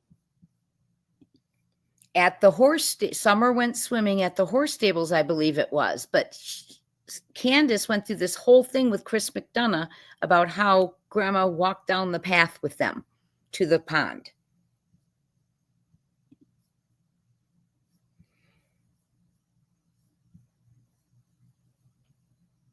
Let me get that comment out of your way. There you go.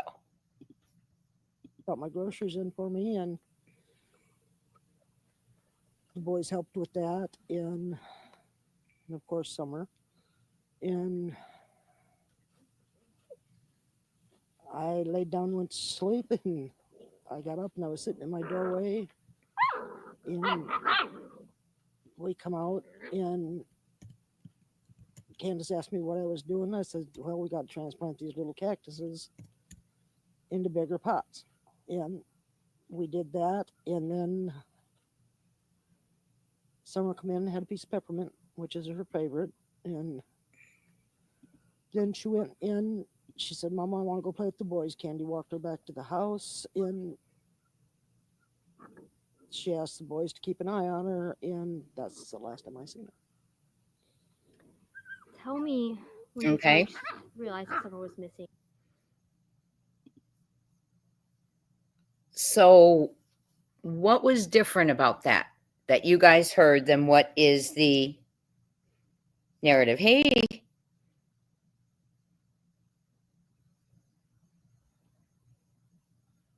So Allie said Rose was buried under the front stairs of the old house in Missouri. Well, I hope I remember that now. She took a nap. Yep. There you go. She took a nap. Did she talk about planting flowers?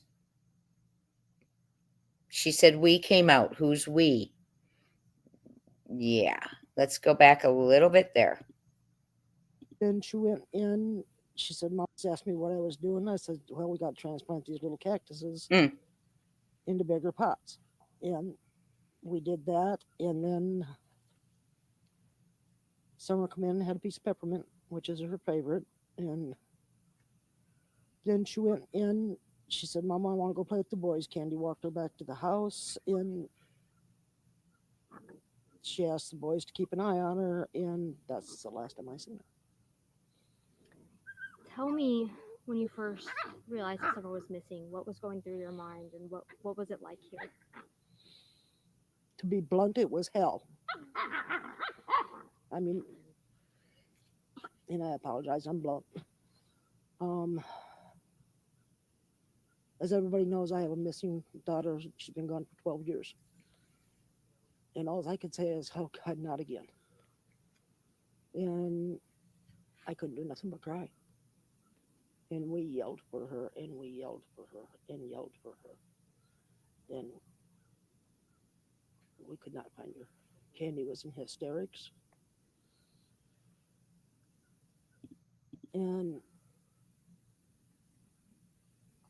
we never did find her. She called 911 and she called Donnie, and we sent the boys down over the hill, and I stood in front of over by the edge there and watched them, and was praying to God every minute that nobody would take them. I remember this interview and me thinking, why would you send kids down a hill when when you think your daughter was abducted? I remember thinking that. Yes, she did not call 911. Don called, and I don't know if he called 911. I don't recall. Looks like she was hit. Okay. You had not heard of the planting of the cacti and Summer eating peppermint? Yes. Did someone say Missouri? They lived in Wisconsin. I'm sorry if I said Missouri. What's your theory, Mark? What's your theory? I'm trying to hide hair curlers and crime. She took a nap, right? She never placed herself at Warriors. She said Summer, I think, went swimming. I think it was at Warriors, she said. Hi, Barb. Good to see you.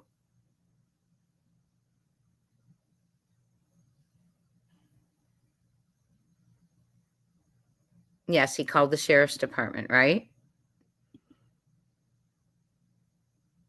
Yeah, most would stay.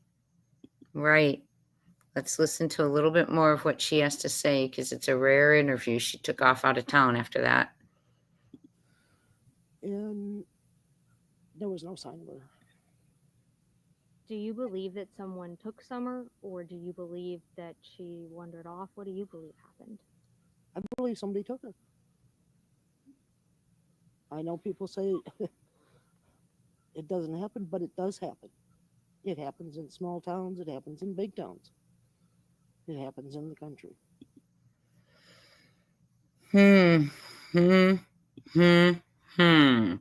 That is Candace.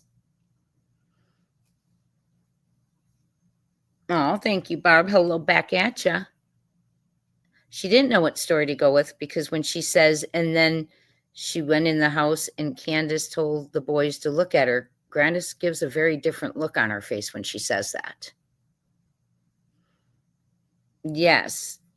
Oh, good catch, butterfly kisses. At first, Candace said the boys stayed home because they had to clean the house, by the way, for CPS, allegedly.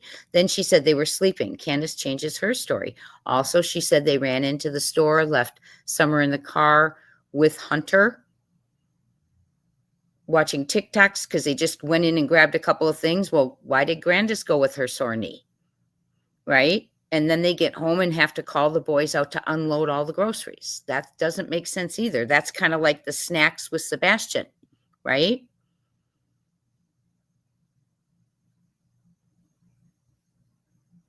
Oh, okay. Thank you for letting us know. Gypsy said, Jay, let me say about calling 911. My folks like I said earlier that my folks live in the deep woods. They didn't get 911 until about 15 years ago, and it isn't as deep hill country as this. Interesting. Yeah, it seems to happen often when she's around. Frank.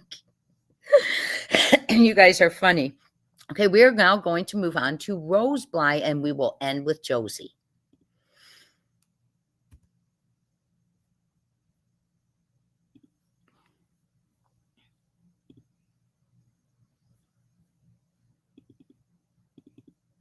There we go. Okay.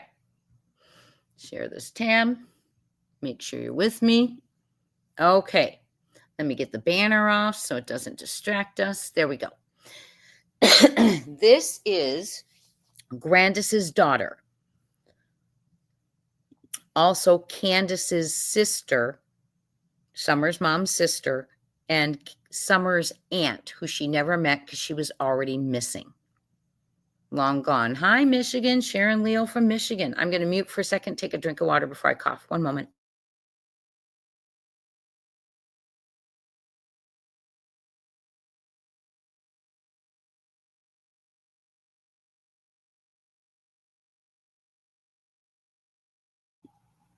Where's Summer and Sebastian? 1-800-TBI fine. I'm so glad you said that, because when I said to you all, it's weird, the 3 phones, but they were working.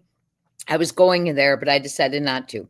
But I'm glad you brought it up. But Candace and Candace could call 911 when they got mad at Don.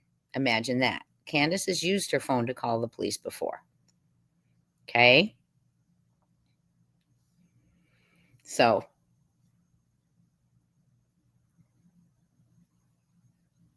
I'm trying to read your comments too. So anyway, I'll read these comments. I love what you all are talking about as far as motives. I love it when I see you all putting motives and things in the chat. Thank you. This is Rose.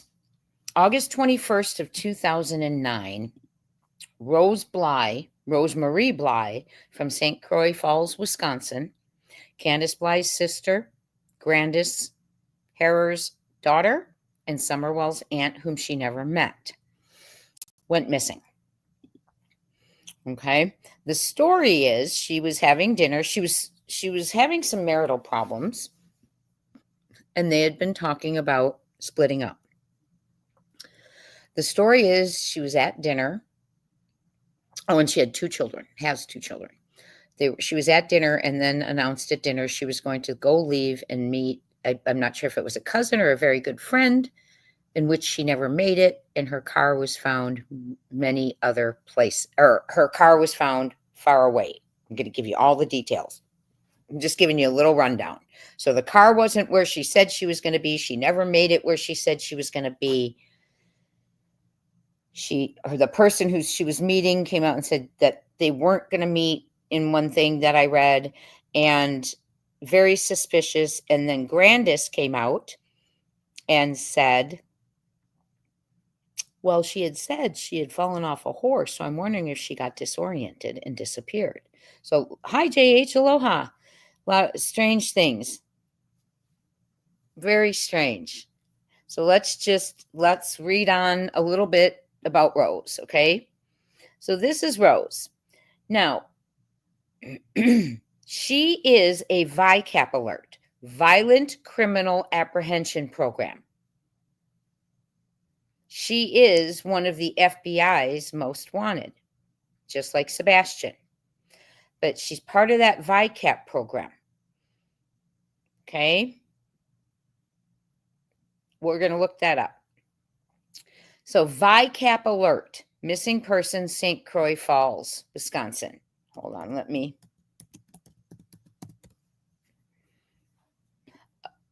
The Violent Criminal Apprehension Program maintains the largest investigative repository of major violent crime cases in the U.S. Okay, it collects and analyzes information about homicides, SAs, missing persons, and other violent crimes involving unidentified human remains. So there is something in her case that makes her alert a VICAP alert. Okay. Now, She's been missing since August 21st, 2009. How sad. From St. Croix Falls, Wisconsin. She's female. She was 21 at the time. 5 foot, 110 pounds, brown hair, brown eyes. Hairstyle varied. 2 red cherries on her right ankle of a tattoo. She had her ears and her navel pierced. Bly was last seen leaving her residence in St. Croix Falls, en route to Cushing, Wisconsin, a distance of 5 miles. Her car was recovered 5 days later in Grantsburg, Wisconsin, in a parking lot typically used by truck drivers. Very common place for teeing. To park their tractor trailers. This parking lot is approximately 30 miles from her residence. Okay. Teeing is huge in the trucking industry, in the truck stops. Her car was found at one. She's got a VICAP alert. Okay. Very sad, and she pretty, and 2 children. Oh, I'm glad, Mark. I'm glad you needed to hear about Rose. I had told you guys I'd bring it forth, so here I am. Here I am. I see you all thinking it over there. Your brains are going. Yes, Rose fell off and hit her horse. Head real bad, thank you. But nobody else knew that, right? I found it odd. And she said maybe she was disoriented. Well, wouldn't someone see someone disoriented? Pull up in a parking lot, whatever the case. Someone would have seen that. But the fact that it was a truck stop makes me think of teeing. You got great questions in here, you all, and I will come through.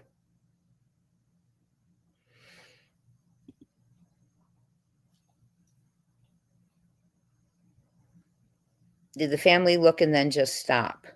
I don't know how long they looked for her. I did hear that Candace goes to, oh, Gypsy, I'm sorry you've had a rough day.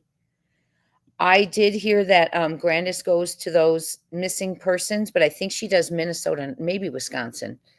I'm not sure which, but she goes and does that. But I don't know about the searching. I don't know how involved in Rose's search she is. I'm not sure. Gypsy, we're thinking of you. Hi, Canadian True Crime. So there is also a press conference they had. There's a press conference they had for Rose that I'm going to share with you too. But I want to share with you the Charlie Project, who is got information on Rose here. And then I will go with the press conference that the law enforcement did about 3 or 4 years ago to bring her face back out into the public. I love you guys. You all get along so well. That's so nice. So kind to each other. Okay. Rose Bllye. She looks like Candace here, doesn't she, kind of? Okay. I will tell you. Candace lost 2 children in Wisconsin. It is said that prior to losing her 2 children, Rose called Department of Family Services. There was a horrid story about violence against the little boy, Andrew. I don't know if that's true. Her daughter, Candace, who was taken away by the state of Wisconsin, sometimes goes on YouTube and talks about Candace and this whole situation. Okay, so 2 children taken away in Wisconsin. And the story was Rose had called DCF and they were taken away. Some people thought that could have been something that played in there. Okay. Something played in there. So here's all the different views of Rose. About 4 years ago, someone came out pretending to be Rose, but it wasn't Rose. Okay. There's her age progression right there. She's endangered missing. That's sad. So sad. She was driving. Let me go back in here and show you what she was driving for you, those of you who want to know a little bit more. Okay, at the time she went missing, which was August 21st of 2009, She was 21. Boy, she'd be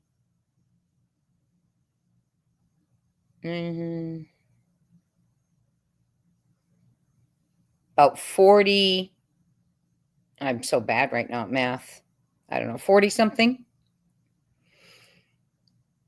She was in a white tank top, a green V-neck sweater, blue jeans, and flip-flop sandals.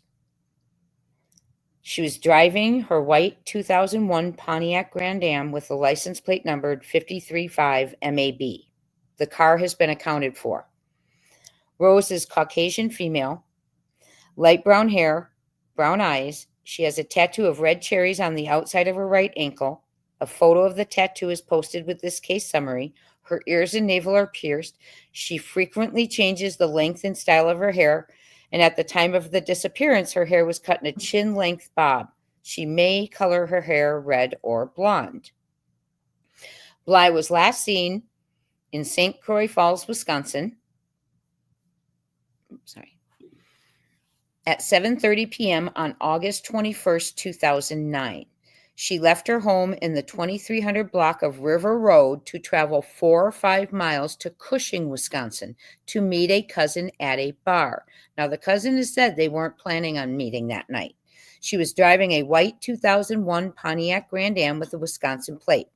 Sometime that night, Bllye contacted her husband and said she'd be home by midnight. She never arrived in Cushing. So she was going to go to a bar with her cousin, never arrived there. She left at 7:30. It's 5 miles away. Let's give her 7:45 at the latest. She never arrived there. It didn't alert the cousin because the cousin's saying they weren't going to meet. But according to the husband who they were separating, were having problems. She called at midnight, or she called and said she'd be home by midnight. But she never arrived in Cushing and has never been heard from again. Bllye's car, now they could have easily checked, did that call come in to say I'm going to be home at midnight? Bllye's car was found in a parking lot near a post office in Grantsburg, Wisconsin, 5 days after her disappearance. The lot is normally used by semi-truck drivers to park their tractor trailers. The car was undamaged, no evidence of foul play, and the keys were missing. Grantsburg is about 30 miles from St. Croix and 15 miles from Cushing. Bllye has family living there, and she graduated from Grantsburg High School. So her car is found in a town where she has family living, and she graduated from high school. Bllye left behind a husband and 2 daughters under the age of 2. So now they'd be in their, how long has she been missing now? 2009. Hold on. There we go. Hold on.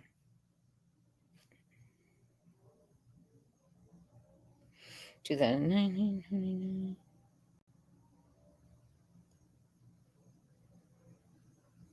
So that's really sad. She doesn't have any credit or debit cards, and she left home with very little money. So 2 kids under the age of 2, marital problems, didn't make it where husband said she was going. Cousin says she wasn't expecting her that night. Car found in Grantsville. Bllye's husband files for divorce 3 weeks later. By the way, she had very little money with her and didn't have debit card or credit cards. Sounds like control. Bllye's husband filed for divorce 3 weeks after her disappearance and sought a court order to prevent her from returning and taking the children. They had married in February of 2009. 6 months later, she's gone. Interesting. Okay. That's weird, right? They married in February of 2009. He filed for divorce June of 2009, withdrew the filing. They reconciled, and then 2 months later, Rose disappears, and within 3 weeks, he files a court order preventing her from returning and taking the children.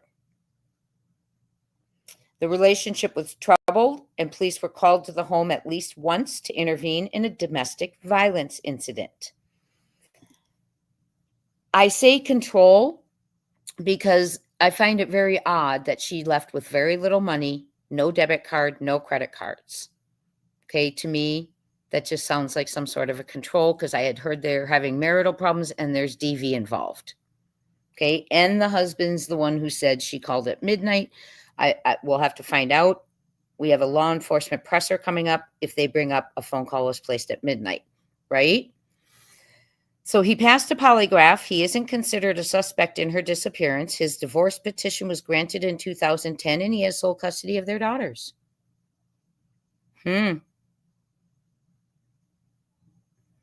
He filed that because when she would leave him and then come back to get the kids.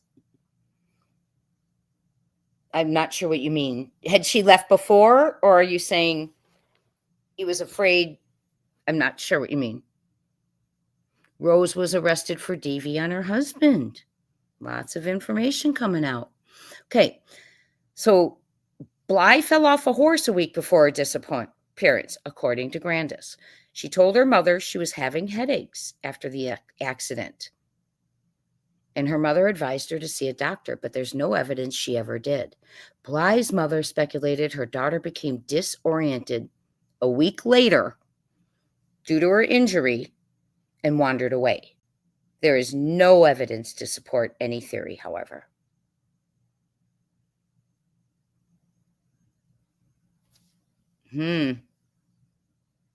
Interesting. I'm looking through. Let's see. Yep, he was cleared by police. He's not a suspect. Yes, the cousin said she didn't know anything about that night, right?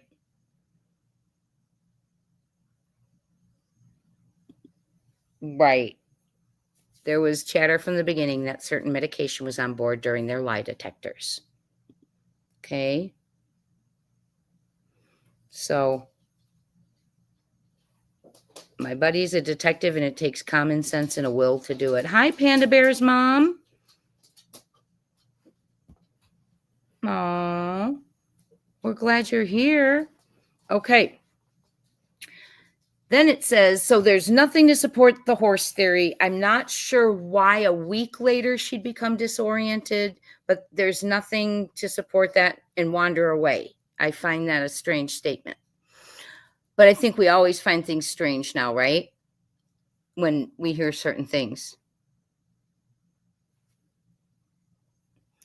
But in June 2021, Bly's 5-year-old niece, Summer Wells, disappeared from her home in Tennessee and has never been found. The two cases are not thought to be related. Both remain unsolved. Let's listen to the press conference.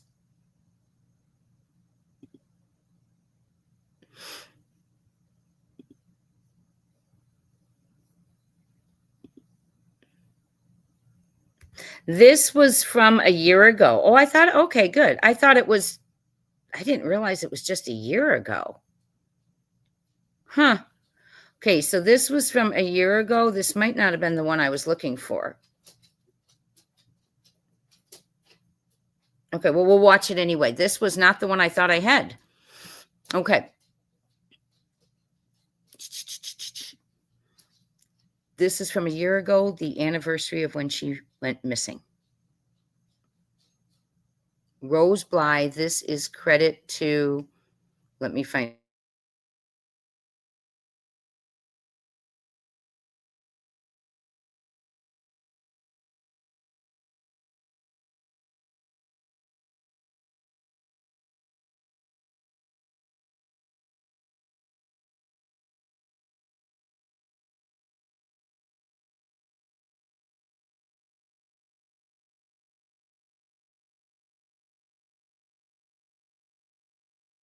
Sorry, I was talking to you all.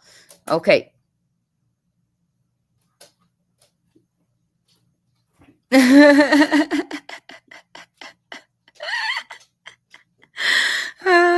a good one. Okay, we're going to listen to this. This is the 1-year mark of when Rose Bllye went missing for 14 years ago. This was last year. And hasn't been seen since. She was 21 when she left her home in St. Croix Falls to visit a cousin in Cushing, about 15 minutes away A few days later, her car was found in Grantsburg, another 15 minutes beyond her stated destination. The Polk County Sheriff's Office said today they have followed up on hundreds of leads, but are still searching for the critical piece of information that will solve the case. If you have information, call the number on your screen. Marks the 14th. Okay. Now, give me 1 second. You all are entertaining yourself. There is a specific press conference I want for you guys. Hold on. So just 1 second, mods, you got it?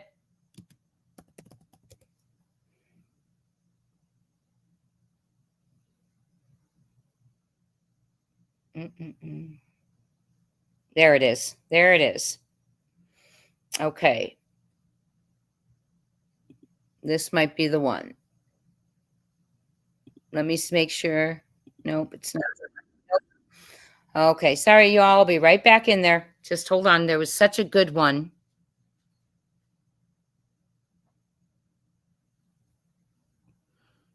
Darn it.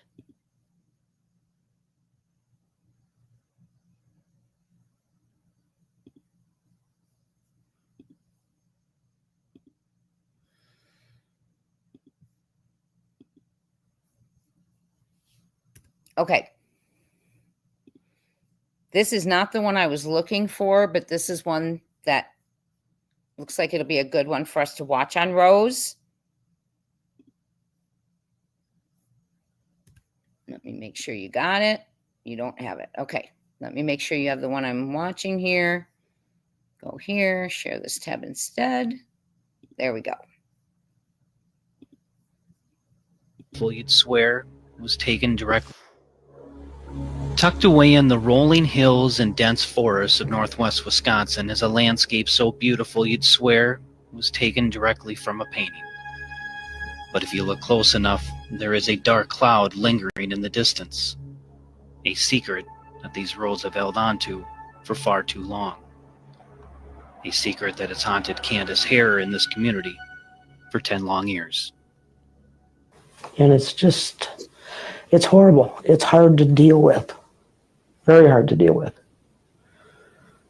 And my life will never be normal without knowing where my daughter is. On August 21st, 2009, Rose Marie Bllye left her residence in St. Croix Falls, Wisconsin, believed to be en route to Cushing, just a short 6-mile drive to the east. The 21-year-old mother of two never made it. Days later, Bly's 2001 Pontiac Grand Am was found in the village of Grantsburg, nearly 17 miles north of her house, with no explanation as to how it got there. No one has seen or heard from her since. There hasn't been a day that has gone by when Candace here hasn't wondered where her youngest daughter is, or if she's okay. With a missing child, there's a hole in your heart that can't be filled. And it's an impossible journey every day to wake up and wonder where she is. Just trying to figure out where my daughter is. It's horrible. It's not a good feeling. It's just, I wish I knew where she was. My name is Brent Walk, and I'm the Polk County Sheriff. When Rose Bllye went missing, Brent Walk was a patrol sergeant with the Polk County Sheriff's Department. Now Sheriff Walk and his office have made finding Bllye a top priority. To date, the Sheriff's Department has investigated more than 200 tips and have interviewed more than 150 people. Still, the same question remains. Where is Rose Bllye? Well, I sympathize with the family of Rose because they want to know the answers, much like we do. And when these answers are largely unknown, that's very difficult to deal with when you have to keep questioning what happened to Rose and where did she go. And certainly that is the solution we're looking for. We want to bring closure to this. 10 years, a decade, that's a lot of time. And you just look at what's changed in our lives and our careers, yet alone this case is still out there. And we would like to bring conclusion to it. 10 years. I tried to avoid this area, and I can't. It just draws me back, and I don't know why. Years of worry and wondering. A full decade Rose's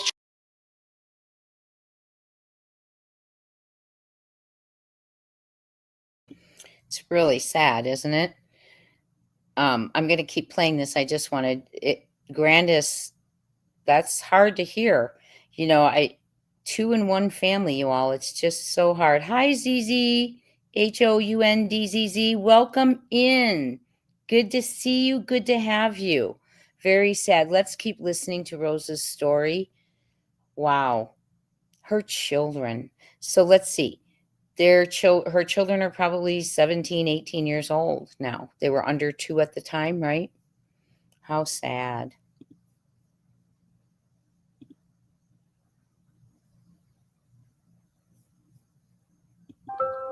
Someone has the key. Everyone agrees it's time for this mystery to be solved.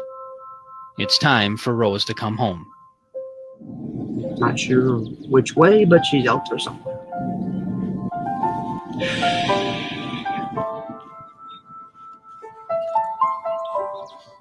It's hard not to cry, and even just out here looking, it just brings tears to my eyes. Not knowing what actually really happened that day. Mm-hmm. Very sad. And that is the mother of Rose Bllye and the grandmother of Summer Wells. Missing 2, 1 family. 2-in-1 family.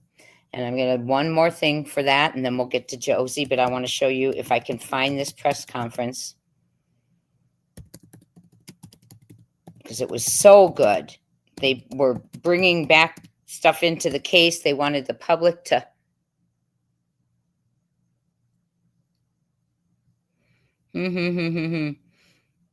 I'll have to find it.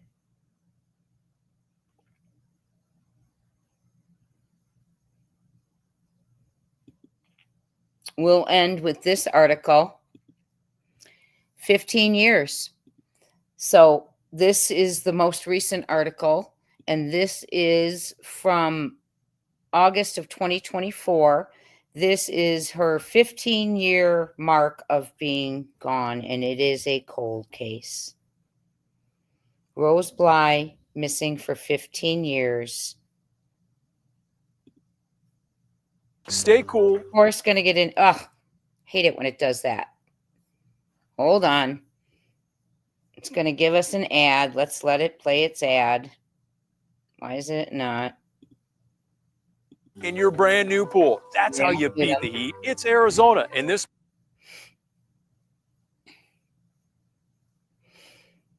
15 long years. That's a long time to not know where a family member is. For police to be looking, right? Yes. Now, CM is the one. Yes, he's covered these cases. He's got a lot going on. He's very into these cases. He's very knowledgeable. Close it. Let's go. Okay. Sorry, y'all. This is an age progression photo. Today marks 15 years since Rose Bllye was last seen. No one, including authorities, has Last stopped year. looking for her. Rose was 21 when she left her home in St. Croix Falls to visit a cousin in Cushing, about 15 minutes away. A few days later, her car was found in Grantsburg, another 15 minutes beyond her stated destination. This is an age progression photo coming up here that was created in 2019 of what Rose Bllye might look like. If you have any information on what happened to Rose Bllye, there's that age progression we were talking about. If you have any information on what happened to Rose, the Polk County Sheriff's Office wants you to contact them directly. They ask that you avoid posting tips on social media, as this leads to unforeseen. Okay. So one thing we know from studying this is because she's a VICAP alert, they don't think she just walked away on her own. right? Which is probably why they don't think the theory of she hit her head and wandered a week later. So she is a VICAP, meaning it's a violent crime apprehension. So they think something very, something happened. So, ooh, interesting. Her car was found not far from where Candace lived. Interesting. Thank you, Mark. I appreciate you. I really think it's important to keep these two families out here right now. We got 2 kids. They're cold. Summers is cold and we need to bring that forth, and Rose needs to be found, and so many people, but there's 3 and 2 families right here. And I think it's just really important that we, keep talking about these. You never know. Someone could know something about Rose and we're covering it, and then they'll go, oh my gosh, they're still looking. Yes, they have done a fabulous job. And I'm glad you pointed that out, because I was going to notice that they have updates. They rejuvenized her cases. They said they were coming out on the 10-year mark. I did see a press conference, and I will look for it for you for the next time, where they came out and they had, talked in full about the case. So, but Rose threatened to take Candace's kids of her. I did hear that. And I also heard she called DSF and when Candace lost her kids. Did she work? I don't know, Mark. That's a good question. She had 2 little ones, so I don't know if she was stay at home. That's a great question. I'll have to dig into that. And I don't know about rugs with her. I understand completely.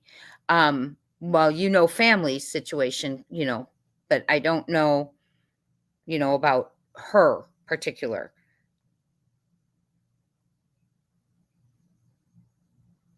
What does this say? No, Kenneth called, not Rose. Rose and Candace own daddy called CPS on Candace. Oh, Kenneth called. Okay. So her husband, or Candace's own daddy, called CPS. Okay. Wow. So for those of you wondering what we're talking about, Summer's mother lost 2 children the state of Wisconsin took away that were not Don Wells' children. When she moved and had children with Don Wells, after Summer went missing, that was 3. Then they took the 3 boys. So all 6 children have been taken from CPS, and 1 went missing and 1 sister missing. Okay. Are you ready for Josie's story? Josie is the oldest child of Don and Candace Wells, Summer's oldest brother. They were removed from the home. And let me share this tab. Sadly to say, 2 boys were adopted and the oldest not. Now, oftentimes families, they hesitate to take the older children because they think, well, they've been through a lot. We're going to have to deal with the traumas and things like that. However, I really find it heartbreaking that this young man had to stand and not be chosen and watch his 2 brothers get chosen together, wave goodbye to them, say goodbye to them. It's heartbreaking. So, and I saw a statement by Don Wells yesterday or today, and he said when they took the boys away, they didn't keep them in the community. Well, you can imagine there was a missing child, probably things going on. They took them 300 miles away. So they were very upset about that. So let's listen to Josie's story. It's sad when he's in he doesn't have his family, his brothers, lost his sister. Don and Candace are fighting to get him back. Let's listen to his story, and then I want to hear what y'all have to think.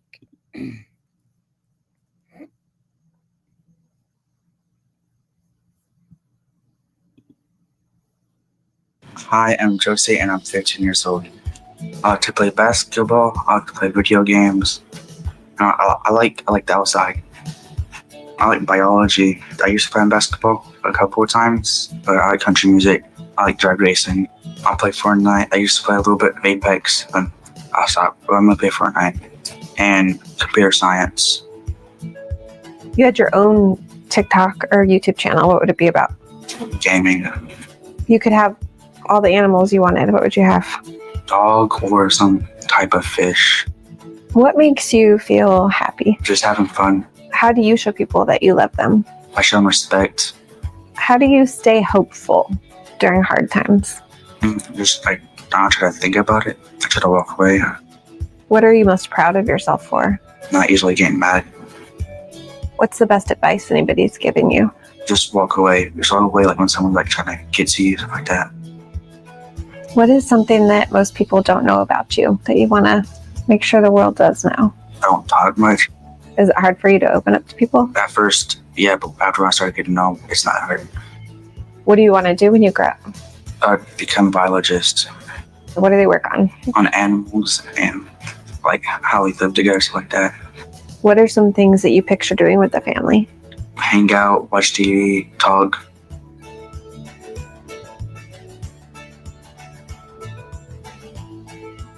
That is Josie.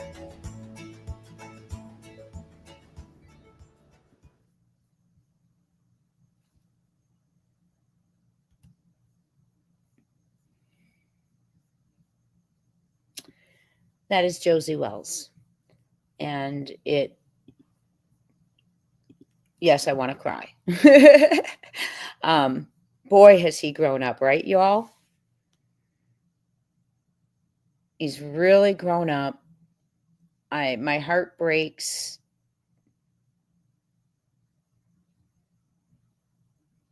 Oh, they didn't even go to the same foster homes. Okay, thank you, Summer. You have some good information here. Hold on. The 3 was not even in the same foster home. The 2 youngers was in a different home after they got taken than Josie was because Josie thought he had to be the parent to them and it wasn't right for him. Okay, gotcha. I've heard that they wanted Josie to be able to be a kid. I did hear that. I hear ya. Yeah, you try to get him a relationship. I hope social media, they're able to connect. Don and Candace would like him back. They've been putting on their official Find Summer page that DSF has written a statement to them that they were in no way at fault, is what they said. I haven't read it myself. So, Gypsy, how are you still working on your husband, my friend?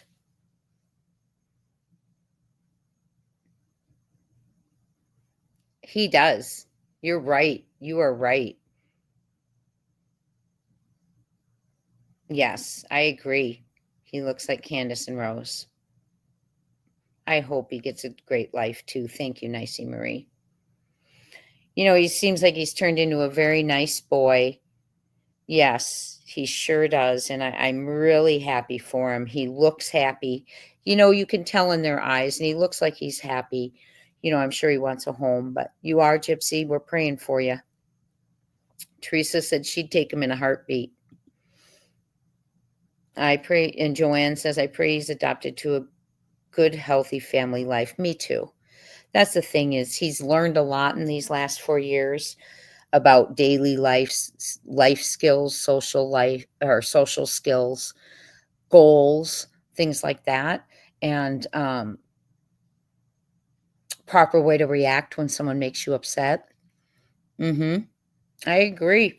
Sometimes the older ones, it's the hardest on them. They see the most, they understand the most, and they are the ones who oftentimes are taking care of the younger siblings. Mark says he'd take them too. Yeah.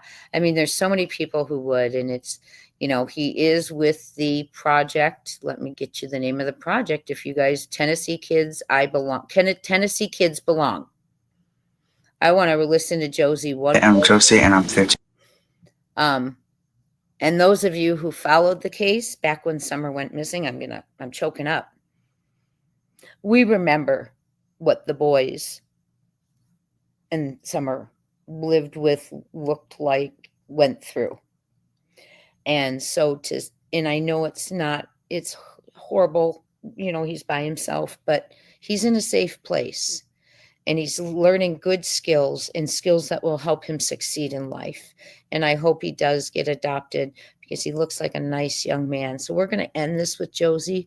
As soon as this ends, I'm going to say thank you and end it. You were adopted, Mark. See, adoption is amazing.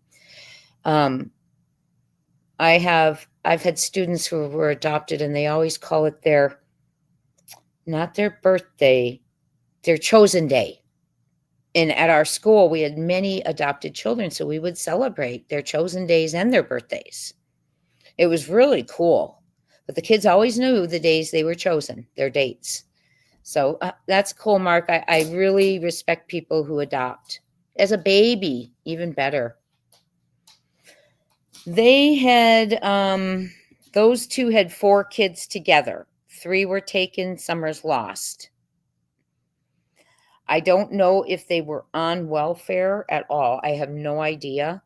I know some people wondered that, but I have no idea. I know.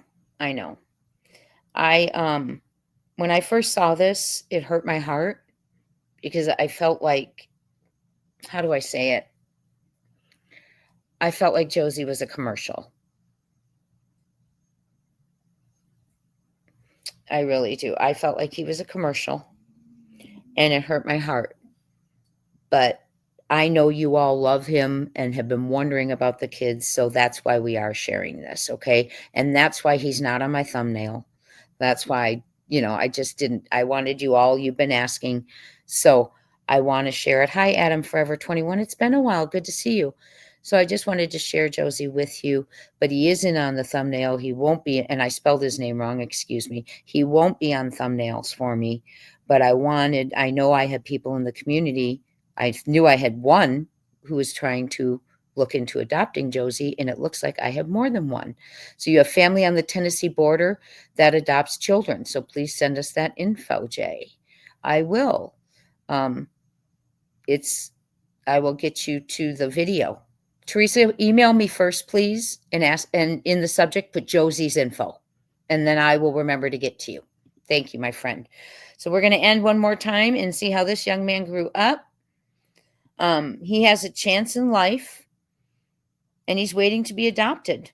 This was filmed. Wait, does that say film 2023? No. Okay. 4 years later. Look how grown up he is. Hi, I'm Josie and I'm 15 years old. I like to play basketball, I like to play video games. I like the outside. I like biology. I used to play basketball a couple of times, but I like country music. I like drag racing. I play Fortnite. I used to play a little bit of Apex, but I stopped. But I'm gonna play Fortnite. And computer science. You had your own TikTok or YouTube channel. What would it be about? Gaming. You could have all the animals you wanted. What would you have? Dog or some type of fish. What makes you feel happy? Just having fun. How do you show people that you love them? I show them respect. How do you stay hopeful during hard times? Just I don't try to think about it. I try to walk away. What are you most proud of yourself for? Not easily getting mad. What's the best advice anybody's giving you? Just walk away. Just walk away like when someone's like trying to get to you, stuff like that. What is something that most people don't know about you that you want to make sure the world does know? I don't talk much. Is it hard for you to open up to people? At first, yeah, but after I started getting to know, it's not hard. What do you want to do when you grow up? I'd become a biologist. What do they work on? On animals and like how we live together, stuff like that. What are some things that you picture doing with the family? Hang out, watch TV, talk.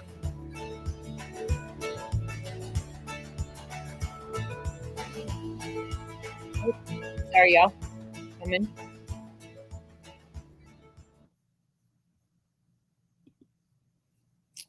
Thank you all for being here this evening. If you're interested in Josie's information, send me in the subject line Josie, and I will send you the information. Thank you for being a community who would consider even stepping forward and trying to find a home for a child. Yeah, he looks like it's forced. I do see. I see a totally different Josie than we've seen before. Hold on, let me show you if I can find it.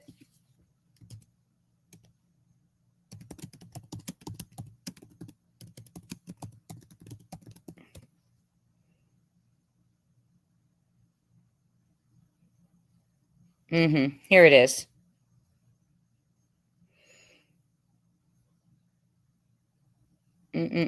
Hold on. Let me just see if I can get it.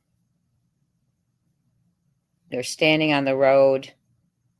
It's one of his first interviews with him. Let me go back one. Okay, let me see here. Here it is. Okay. We'll end here with Josie. Thank you. Please thumbs up and subscribe. Thank you, Mark. Great live. Thank you. I appreciate you. Yes, he's Sebastian's age. Yes. Now we are going to watch Josie the day, like right around Summer went missing, and look at him now, compared.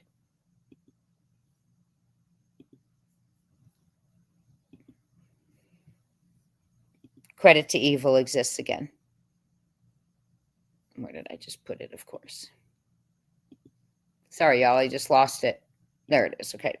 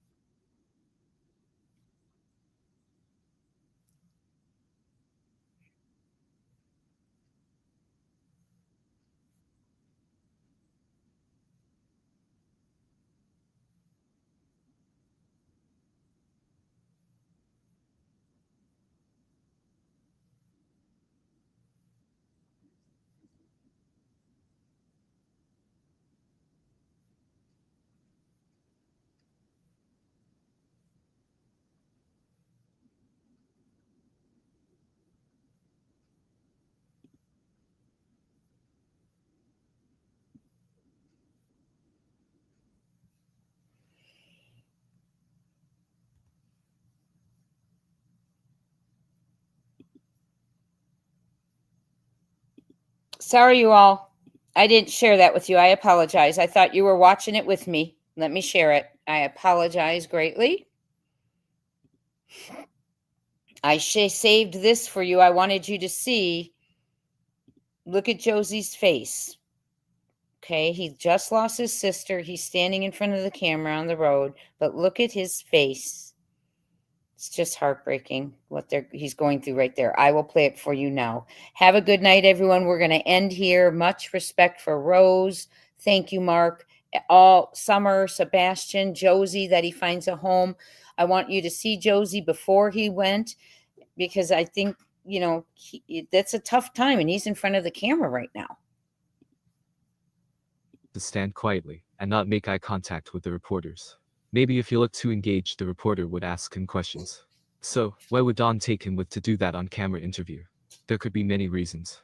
Maybe the same reason as to why Candace emphasized all the small details on the day Summer went missing, like she walked her to the door, told the boys to watch her, and was just 2 minutes, then went back into the children. She obviously wanted to portray herself as a caring and overprotective mother. Maybe Dawn took Josie with him because he wanted to paint a happy family picture, with him being a role model father. Another reason, which is a bit more troubling, is that Josie is being made to feel that it is all his fault Summer vanished. If that's the case, then I'm heartbroken for him. However, it is a real possibility, going on previous statements Dawn and Candace have made. For instance, Candace kept including the boys in her timeline by saying the boys were in the house, watching TV, and she told them to keep an eye on Summer. I heard Dawn say previously that one of the boys felt guilty because he didn't go down to the basement to play with Summer. Dawn also said in an earlier interview that when Summer would be playing alone outside, he would tell the boys go and get Summer now, even though it's not really the boys' responsibility to watch their sister, especially when both parents are right there. So, these are just some thoughts that came to mind because I just don't feel like Josie was taken to that interview because he wanted to go. He was taken there for a reason, whether it was for Dawn's benefit or just drive home the point of how bad the situation is because he was supposed to watch his sister, and now she is missing. It would make any child feel incredibly guilty. He's come a long way, hasn't he? Yeah, he shouldn't have been on that camera. So you can tell now, Josie there has just lost his sister. Okay, so, but he looks like a different child, right? he's been through a lot there. And you saw the environment he lived in, where they were supposedly watching TV. I don't even know where there was a space for them. The S stuff on the TV down in the dungeon, just the whole thing. No bathroom door to shower on. This boy's, what was he, 11 there? He can't be showering with no door and with daddy and his sister and his brothers and all that stuff. Yes, Minnie, what can I do for you? You have a question? Go ahead, Minnie. You think they know what happened to Summer? Yeah.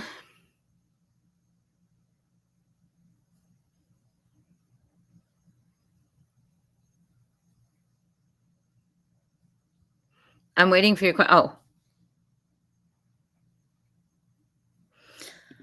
Okay, his ex-wife or ex-partner, I'm not sure if they were married, said that she caught him trying to sell the boys. So I'm assuming permanently, but I'm just assuming there. The boys were home cleaning. The first story was cleaning for CPS. They didn't get to go have this big fun day right before Summer went missing. They unloaded the groceries. Then they had to go look for their sister down the hill with their knives and their flashlights. You know, it's a lot. It's a lot. So let's hope Josie Wells finds a home. Everyone deserves one. And he seems like he's come so far, turned into such a nice young man in spite of his circumstances. Thank you all for being here. I will see you tomorrow. We're going to do Summer and Sebastian, and don't miss the members live tomorrow. Oh, I forgot to mention it to you all. We're having our members live tomorrow. Don't miss it. We're going to dig into some things about Summer and Sebastian's cases. Things we can talk about, some things I want to share with you, some things that we noticed in our last live, and all sorts of stuff. So don't miss the members live tomorrow. They did. Mini Panthers, that Jen Coffindaffer had talked about her verifying that was accurate from that woman. So I'm sure it was in a police record. So yes. They got blamed while dealing with their own feelings. They had to go get their sister, So he's been taught life skills. What did he say? One of the greatest things about him is he doesn't get mad now, right? So he's learned skills. He's learned anger management. He's probably learned you don't have to hit and yell when you're mad or whatever was going on. He's learned to keep things clean, I'm sure, keep his room clean, life skills. He's interested in gaming. So yes, 4 p.m. Eastern for the members live. Yes, we're going to keep it there. You all, thank you so much. I appreciate you being Summer and Sebastian's armies. And Tennessee, we got to do better, but the more we raise awareness, hopefully it'll happen. And let's remember Rose in Wisconsin as well. Rumored a few years ago that maybe she was on BLM land or something. Don't know, but let's hope that they can get some leads on where Rose Bllye is too. She has 2 children who would love to know where their mother is. You all, thank you so much for everything. Keep keeping on. And until tomorrow, we will talk soon.